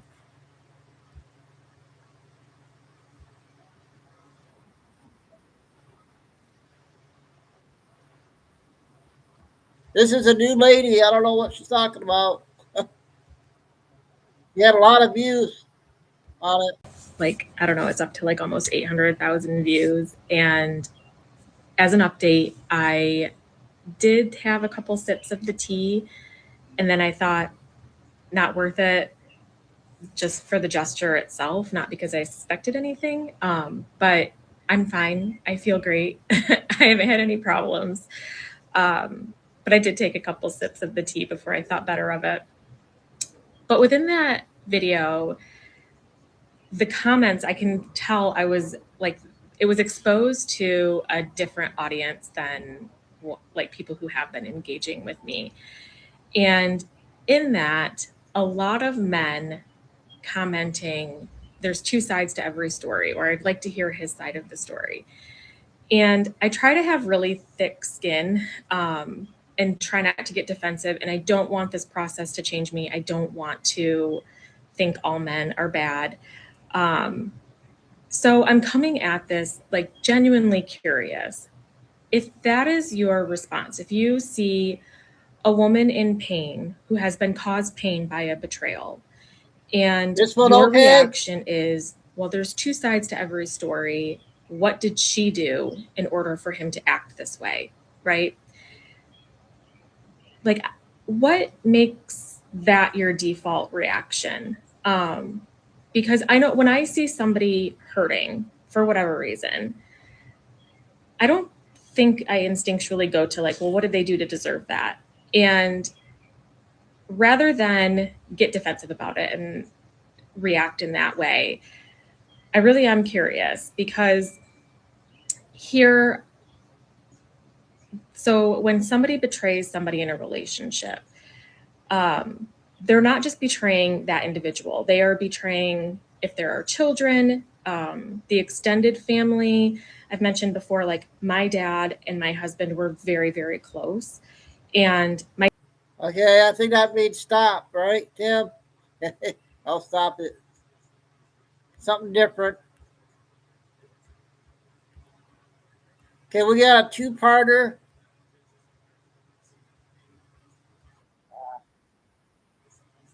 And then we'll do next video. Well, we'll do next. Let's do next video now.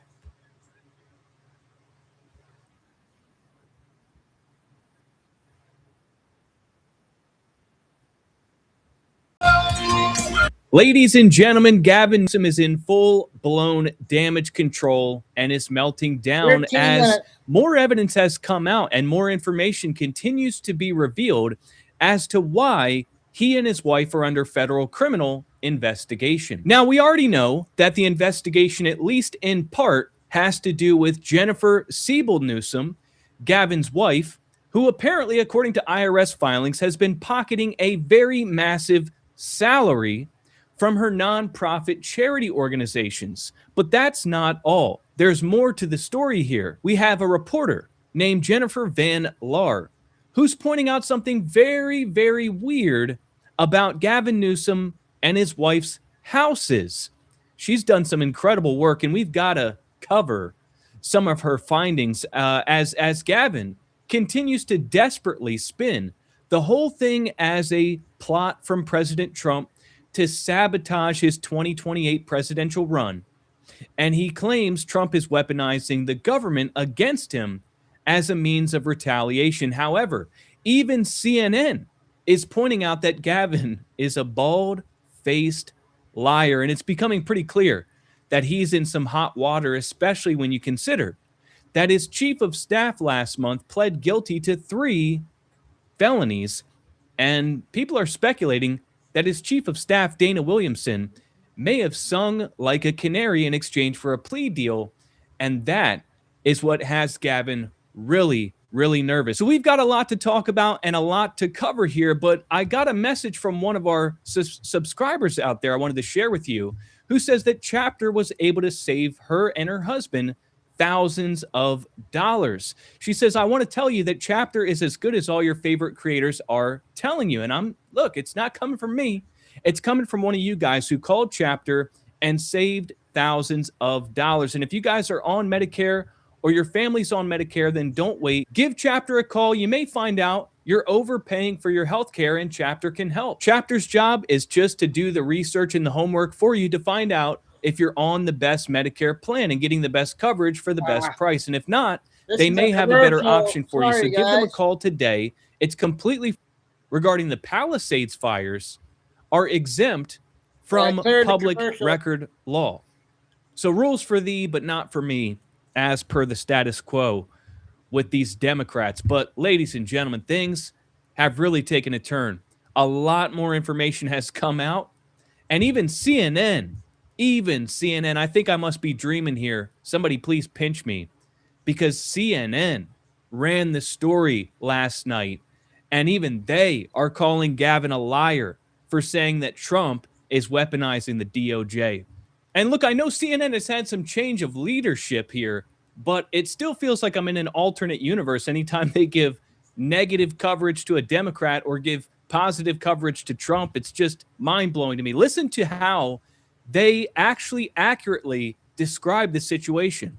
Jennifer Siebel Newsom, the wife of California's governor and potential 2028 presidential contender, Gavin Newsom, is currently under federal investigation for possible tax crimes. The full scope of the investigation into the first partner is unclear. The documentary filmmaker founded Representation Project, a nonprofit focused on gender equity in media. I love championing and focusing on uplifting and supporting women and girls. She also owns a film production company called Girls Club Entertainment, which is listed as a contractor on the Representation Project's tax returns. And she co-founded the California Partners Project, a nonprofit that works to get more women onto corporate boards, address the gender pay gap, and make tech safer for children. Critics have raised the possibility of self-dealing for years. You see Gavin rubbing his hands together like that, like a fly, or, nobody that's not corrupt does this. So anywho, they also go on to completely destroy the narrative that Gavin's been trying to put out there, that Trump is the one that ordered the hit on Gavin. He says, I'm on Trump's hit list, and acts as if this investigation was just open yesterday at the order of Trump himself, when in reality, it actually started from whistleblower complaints inside of the California state government. And then it was open as an investigation in Sacramento. CNN has learned the current investigation was launched last year by the U.S. Attorney's Office in Sacramento based on a whistleblower report. Acting Attorney General Todd Blanche declined to answer questions Monday on Capitol Hill. General Blanche, can you confirm if this Justice Department is investigating Gavin Newsom? And if the president directed you to do this? Hey, why'd they do my man Vivek Ramaswamy like that? They just pushed him right out of the way. Like, you don't even rank, okay? Not only are we not going to answer your questions, we're not going to acknowledge your existence and just walk right through you. Yes, I know it's not Vivek. It's just jokes, people. Now, we've got to talk about Jennifer Van Laar.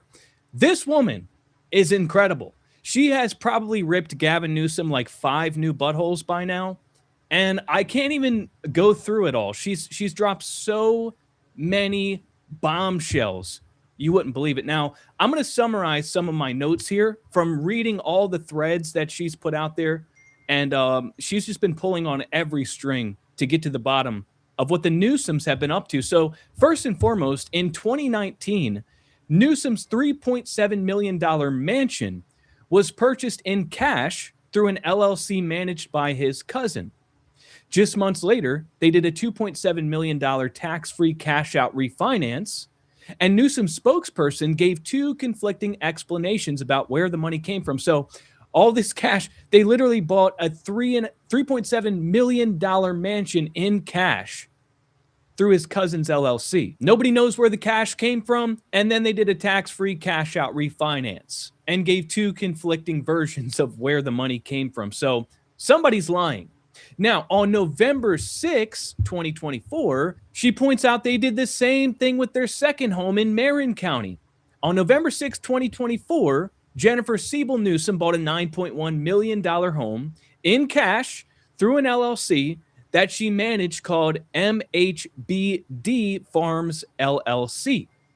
On February 6, 2025, they took out a $6.5 million cash out refi at 6.7% interest in the name of the LLC, but guaranteed by its members, her parents. So her parents guaranteed the loan.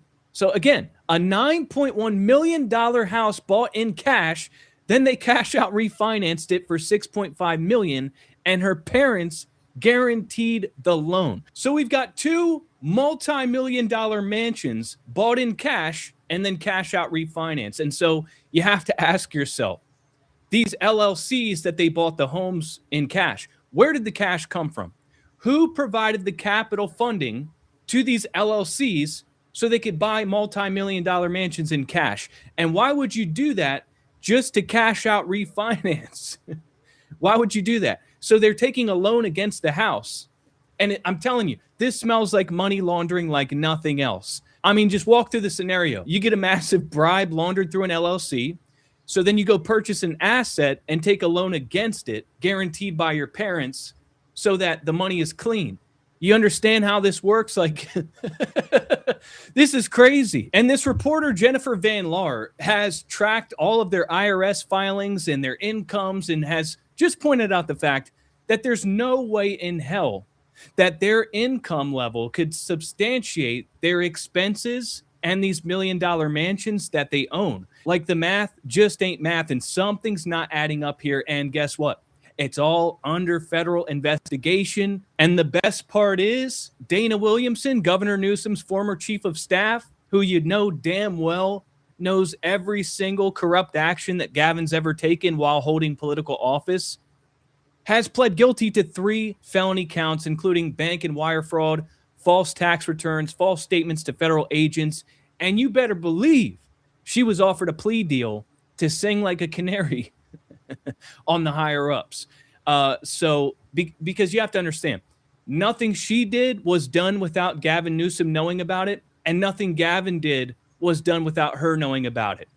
So if you got Dana Williamson dead to rights, pleading guilty, then you better believe she is not wanting to face 30, 38 years in prison and is willing to give up some compromising information in exchange for a lighter sentence.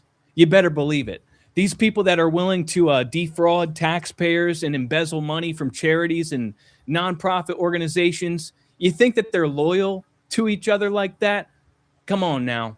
They're out for themselves, always have been, always will be. So, man, the Newsom's got some problems, and there's my cat again. And if Gavin Newsom wants to be president in 2028, I guess you can run from a jail cell. I guess you can run from inside of a prison, right? That's what we were saying about Trump when he was running in 2024 and facing 9 billion felony counts for bogus charges from retarded prosecutors like Fani Willis and Alvin Bragg and, Letitia James. We were saying, hey, he could still run from prison. Well, Gavin, the same opportunity is bestowed upon you, my friend. So, guys, this is this is amazing. This is what we get nowadays. Like, our guys in the White House, and we get to see our political enemies crushed by the Department of Justice. That's what it's all about. That's why we do this. That's what I voted for. And we love to see it. Now, ladies and gentlemen, if you love to see it too, accountability, no one's above the law. Let me know down in the comments section. Okay, that's the first Nick. Now back to the short videos. I got a 2-parter.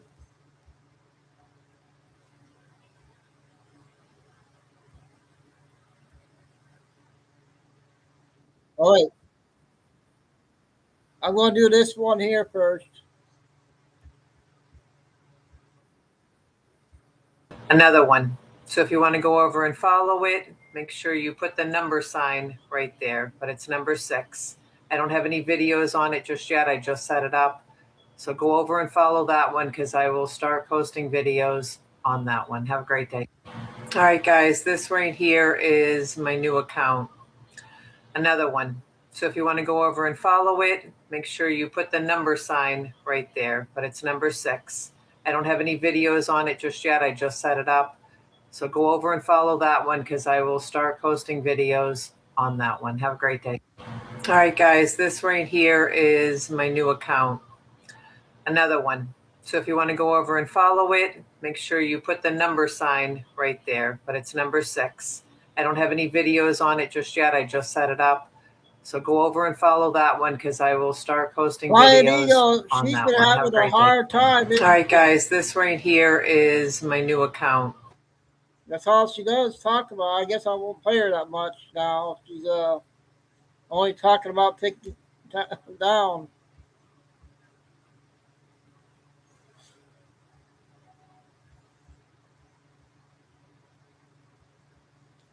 We'll go to 5:30, you guys, and then we'll come back at 8 o'clock.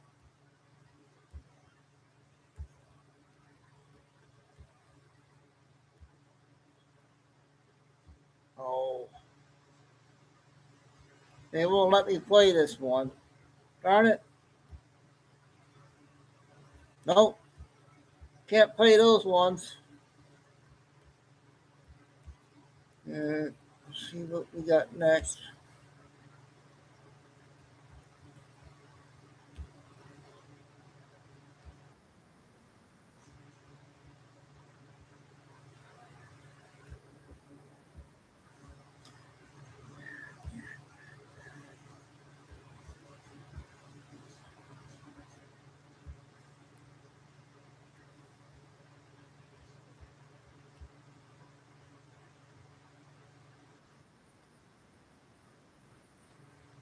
This one's a short one. Bill C-22, using an aggressive legislative mechanism to force this massive surveillance law through Parliament before the summer break. This means that over 90 amendments to this bill will never be debated or made public, and the final vote is being rushed through by this Thursday night. Bill C-22, if you're not familiar, establishes a sweeping new lawful access regime, granting the RCMP, local police, and CSIS unprecedented powers to intercept your private digital communications and seize your personal data. This bill lays the foundation for a total surveillance state by forcing the internet and telecom companies to log and store the sensitive metadata and location history of everyday Canadians for up to a year, even if you are not suspected of a crime. It also forces tech companies to build interception capabilities directly into their systems, creating backdoors that destroy end-to-end encryption and fundamentally compromise online privacy.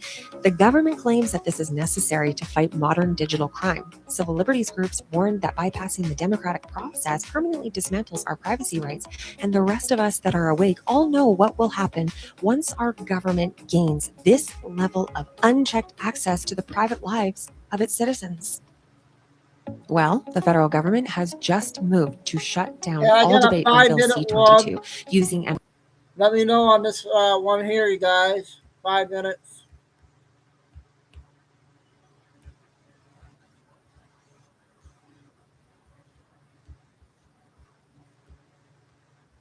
And reverse engineered. And Dr. Jack Sarfati is 86 years old, and he has zero filter. And he discussed in Rome classified information. I can't hear it very well on that one.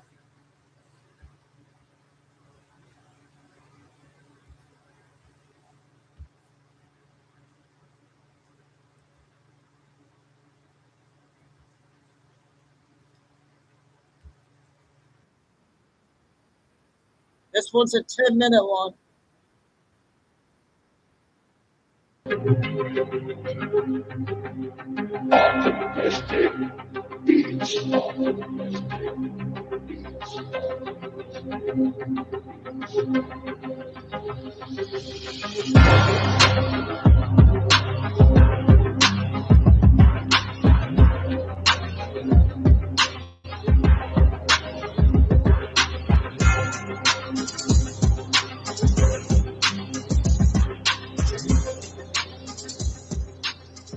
Citizens of the world, the Pentagon, Treasury Department, DHS, and a variety of other U.S. government agencies have begun relying on a firm launched by former Israeli military intelligence operatives to consolidate and protect their data. A company with deep ties to Israeli intelligence oversees cybersecurity across more than 70 U.S. government agencies, including the Department of Defense and Homeland Security. Axonius was founded by former spies in Israel's UNET 8200 and its software, which allows an operator visibility and control over all types and number of devices, collects and analyzes the digital data of millions of US federal employees. The stated aim of the Axonius platform is to centralize IT tools to identity and fix security breaches. As a product of Israeli intelligence, however, the scale of Axonius's use across the US government raises serious questions. Axonius was founded and is currently run by Israelis Dean Sisman, Afrisha and Avidor Bartov, who met in the 2010s while working on the same team within Israel's UNET 8200 spy service. On his LinkedIn profile, Sisman offers few details of their work for the IDF, describing it simply as having far-reaching implications. Sisman left the IDF in 2014 after 5 years and set up a cyber hacking outfit, while Sharon Bartov stayed on until 2017, a period which encompassed Israel's 2014 war of aggression against Gaza, during which the IDF murdered more than 2,000 Palestinian civilians. Axonius was established with curious speed. After leaving the IDF in 2017,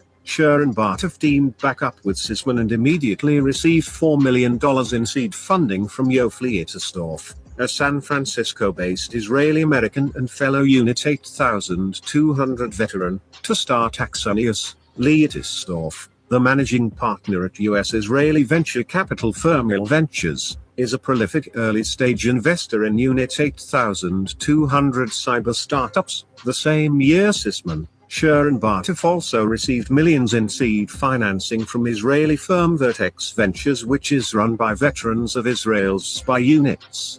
Tammy Bra, a partner at Vertex, spent 4 years in Israeli military intelligence. Following this early financing from investors close to Israel's intelligence establishment, the company went on to receive hundreds of millions in investment from a network of US venture capital firms with intelligence links to Israel. These include Palo Alto-based Excel Partners, which has invested in more than 30 Israeli tech companies, including another UNIT 8200 cyber spin-out, Oasis. Blumberger, an Israeli who served in the IDF, was recruited by Excel from Facebook to open its Tel Aviv office in 2016. Other Axonius backers include San Francisco-headquartered Bessemer Venture Partners, which employs former Israeli intelligence operatives in a Tel Aviv office led by Adam Fisher, an American who emigrated to Israel in 1998. Fisher has acted as an intermediary between Zionists in Silicon Valley and the IDF, and during the genocide gave a presentation on how Israel can win the online war. Israeli Amat Karp, a partner at Bessemer Ventures and another former Israeli intelligence officer, sits on the Axonius board. Menlo Park-based Lightspeed Venture Partners, which has backed Axonius with around $200 million over numerous funding rounds, also has significant ties to Israeli spy units. Newswithzman, a partner at Lightspeed, spent 6 years in Israeli military intelligence, leaving in 2018.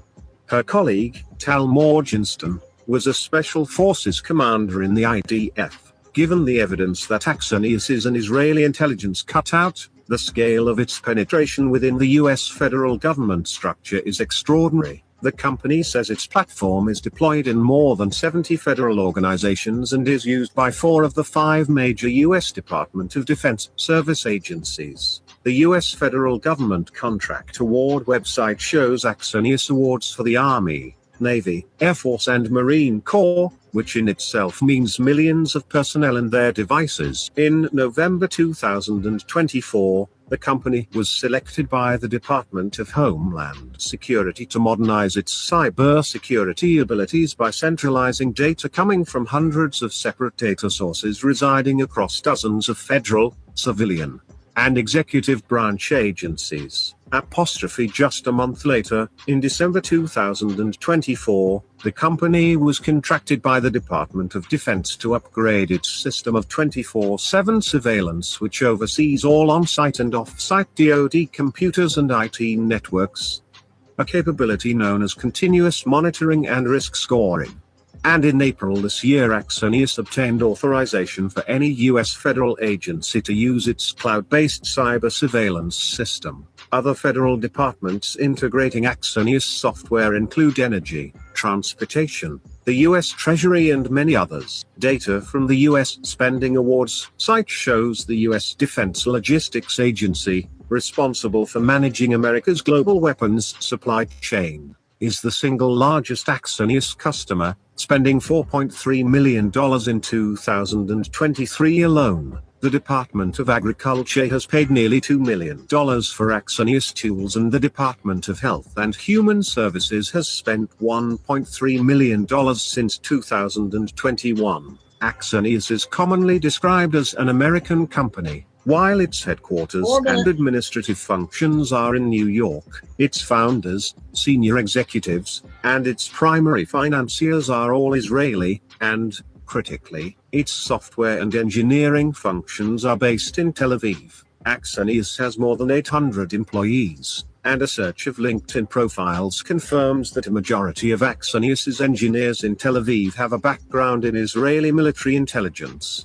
The pitch for the Axonius system is that it centralizes data from all the security and IT tools an organization uses into one place for easier analysis, control, and fixes. And that place is Tel Aviv, where the hundreds of former Israeli spies working as engineers for Axonius have unprecedented access and visibility into the habits and movements of millions of U.S. federal government employees. With this visibility, an Axonius operator can connect individual devices with individual IDs, as well as seeing all login, log-off data and website usage. An operator can also order an account to be disabled, a device to be quarantined, or a user to be removed from a group.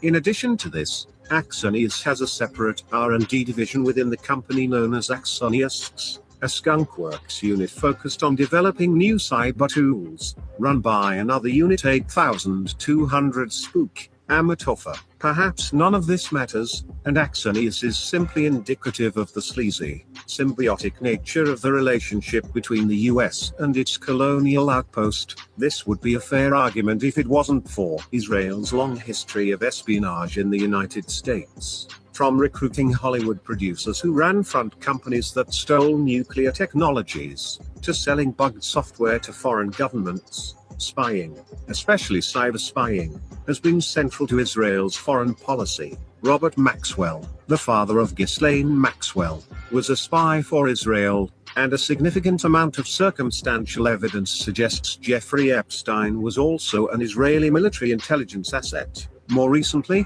during Trump's first term, Israel planted miniature spying devices around the White House and other U.S. government buildings in Washington, D.C. to monitor U.S. officials. U.S. authorities, then, have allowed former spies from a country with a known history of espionage within the United States to establish a framework of cyber intelligence access across almost the entire federal government apparatus. To put it another way, the US has effectively subcontracted its federal-level cybersecurity infrastructure to Israeli intelligence. Whether Axonius has used, or has any intent to use its unprecedented access maliciously, is impossible to know for anyone with knowledge of Israel's history of spying. However, the embedding of cyber software made by former Israeli spies within the US federal computer system network should raise serious alarms. More broadly, Axonius shows how a militarized Israeli state takes billions in American funding every year to build its digital architecture of apartheid and genocide,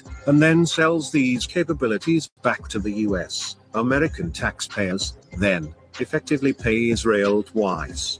And when the US buys back the technologies their taxpayers funded in the first place, they are inviting in Trojan horse capabilities and making Israeli war criminals rich in the process. The good news is that millions of ordinary Americans are wising up to the reality that Israel is not a great deal for the US that political leaders have, for so long, sold it as. The Axonius story confirms, once again, just how bad this deal is.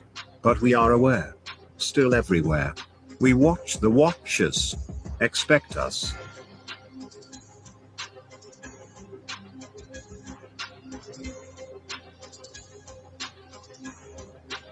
Okay, that's the mask guy. He does a good job.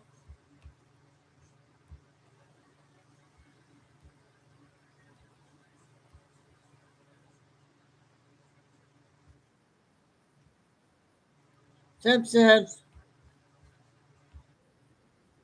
Shocking and unexpected crisis. Without warning, internet services suddenly stop working across the nation. At first, people are left puzzled because nobody understands why the outage has happened. After some investigation, experts discover that several critical communication cables lying deep beneath the ocean have suffered serious damage. These underwater cables play a vital role in transferring data between the United States and countries around the world. As the situation worsens, communication systems begin breaking down. Telephone connections become unstable, popular mobile applications stop functioning, and streaming videos online becomes impossible.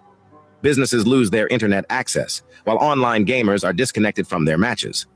Soon, many important services are affected. Social media networks become unavailable, online purchases cannot be completed, and banking platforms stop responding. People are unable to check account balances or send money electronically. Digital payment services stop working, forcing many shops to accept cash only. The crisis also impacts major organizations. Stock market trading is temporarily halted, and government offices switch back to paperwork. In some places, employees even begin using fax machines once again to exchange information. On June 18th, Okay, update on the Simpsons there, you guys. Nope, I still can't play that. All right, I got Colorado news for that lady from Colorado.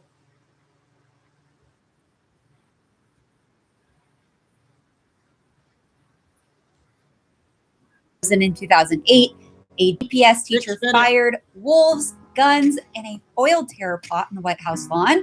It's a packed news day, as it always is, and Freedom Fest is only 9 days away. So lots to cover. Here's your Mountain Minute for Wednesday, June 17th. Let's get into it. 2 Rocky Mountain Voice originals lead today. First up, Colorado's federal election plan hasn't been updated since 2008, not once. That's the finding at the heart of a HAVA complaint brought by Colorado residents and election researchers. Secretary of State Jenna Griswold herself has celebrated Colorado's switch to universal mail-in voting, calling it a transformation of the state's democracy. But the federal plan Colorado files to certify compliance and receive federal funds still describes a state-running precinct-based polling places, a system Colorado abandoned in 2013. Add automatic voter registration in 2020, and you've got 2 major structural overhauls with 0 updates to the official federal record. The complainants also flagged nearly 488,000 post-certification changes in voter records across 3 general elections. The state dismissed the complaint, but never answered whether the plan should have been updated. RMV asked both the Secretary of State's office and the U.S. Election Assistance Commission. Neither responded before publication. Second, Colorado is cutting $12 million a year meant for its poorest students with nothing ready to replace it. 2 programs sending targeted dollars to schools serving the highest concentrations of low-income kids are being phased out. One is already gone. The other gets cut in half on July 1st and disappears entirely in 2028. The replacement tool the state spent 2 years building suspended in May. Colorado's own education department said the data wasn't reliable enough to use, and the new model, as designed, would have actually shifted money away from the highest need schools towards wealthier districts. The state's own report called it premature and arguably reckless. Colorado's most vulnerable rural kids are left holding the gap. Meanwhile, a Denver public schools teacher was fired 7-0 after students reported being pressured to participate in same-sex kissing skits in French class. Jennifer Honka had received the highest possible performance rating for 3 straight years before students came forward in 2024. An independent review confirmed those students were already the same sex. The board voted to terminate her for incompetence and neglect of duty with no public debate before the vote. Children's Hospital Colorado is technically back in compliance with a court order to resume gender care services for minors, but none of its doctors will provide the treatment. After seeking their own legal counsel, the physicians determined doing so could cost them their licenses or expose them to criminal charges, pointing to what's already happened in Texas and Ohio, where hospitals have settled with the DOJ and agreed to stop providing such care entirely. Colorado's hospital is complying with the letter of order, and that's about it. The Colorado State Shooting Association has filed a lawsuit challenging a new gun dealer law signed by Governor Polis. House Bill 261126 requires dealers to hold both federal and state licenses, expands record keeping to all firearms purchases, and allows fines up to $100,000 for repeat violations. The association warned Polis legal action would follow if he signed it. He did, and now it's in court. Colorado Parks and Wildlife put down another wolf from the Cooper Creek pack, linked to at least 22 sheep deaths across northwestern Colorado. It's the 15th wolf to die in the state in 2 years, the second from the same pack killed for chronic livestock depredation. Officers had believed they'd already taken this animal down once. It survived, disappeared, then traveled to Routt County and killed 2 more sheep on June 10th and 11th before finally being confirmed dead. The wolf saga continues. Colorado just received FDA approval to import lower-cost prescription drugs from Canada. Governor Polis says the program could save residents up to 60% on certain medications and up to $46 million over 3 years, the result of legislation he signed back in 2019. Nationally, the FBI disrupted a multi-phase terror plot targeting the UFC Freedom 250 event on the White House South Lawn. The alleged plan involved explosive drones, triggering mass panic, funneling the crowd toward a waiting sniper team, followed by a second wave storming the White House gate. 5 suspects are in custody after the Bureau learned of the plot on June 10th. And President Trump line on FISA, refusing to support the renewal of the Foreign Intelligence Surveillance Act without the full Save America Act attached, including voter ID, proof of citizenship, limits on mail-in ballots, and bans on biological males in women's sports and gender surgeries for minors. Section 702 has already expired. Trump's message is simple. FISA was used against him, and he's not giving it back for free. That's your Mountain Minute for Wednesday, June 17th. Again, you guys, Freedom Fest is only 9 days out, June 26th and 27th at the Douglas County Fairgrounds in Castle Rock. You do not want to miss this. Nick Shirley, Greg Gutfeld, Dog the Bounty Hunter, Laura Logan, Tina Peters. We've got a whole slew of local leaders as well. You don't want to miss it. rmvfreedomfest.com. We also simplified tickets. So if you thought tickets were too complicated or maybe too expensive before, go check back. You might reconsider. We hope to see you there, and we'll see you for tomorrow's Mountain Minute. All right. Latest update out of Colorado. Already what we do every day. Okay, the next one is an update from yesterday.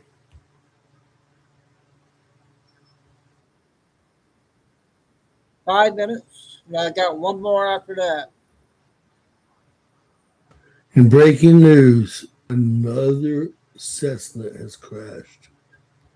That's right. We had a crash here in Laredo, Texas on Loop 20. The B-52 that we saw crash yesterday was registered as 60-0061. The serial number of this citation also is 0061.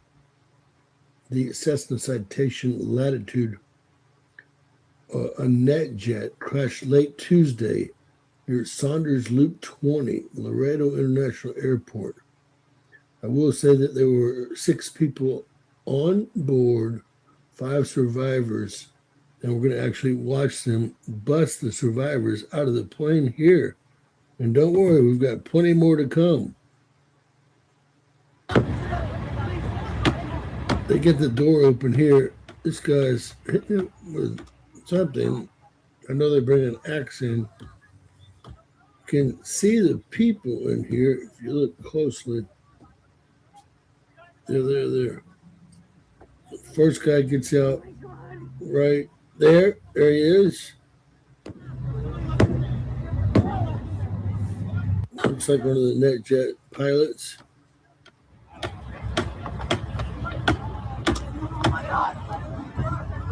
We've got a lot more on this one. A quick pic of the rear of the plane after it was, the fire was put out. An actual picture of the Cessna Citation. Scary stuff. Supposedly really reliable planes, but not lately, huh? There were some heroic bystanders that pulled over on the highway. This couple happens to catch the plane hitting the highway right there. Wow. And we'll play that again. Right there. They're all lucky. Well, the 5 that survived are more than lucky. Unbelievable. It's a 23-year-old pilot that died yesterday. I'm not quite sure if this was a supersonic jet or another jet. I can't translate the actual post. And, well, I definitely know it went down yesterday. And this gentleman is no longer with us. 23 years old. All right, this guy's name is Dale Stark. He's flying an 810 Warthog. And this huge, I don't know what kind of bird it is, went through his front windshield.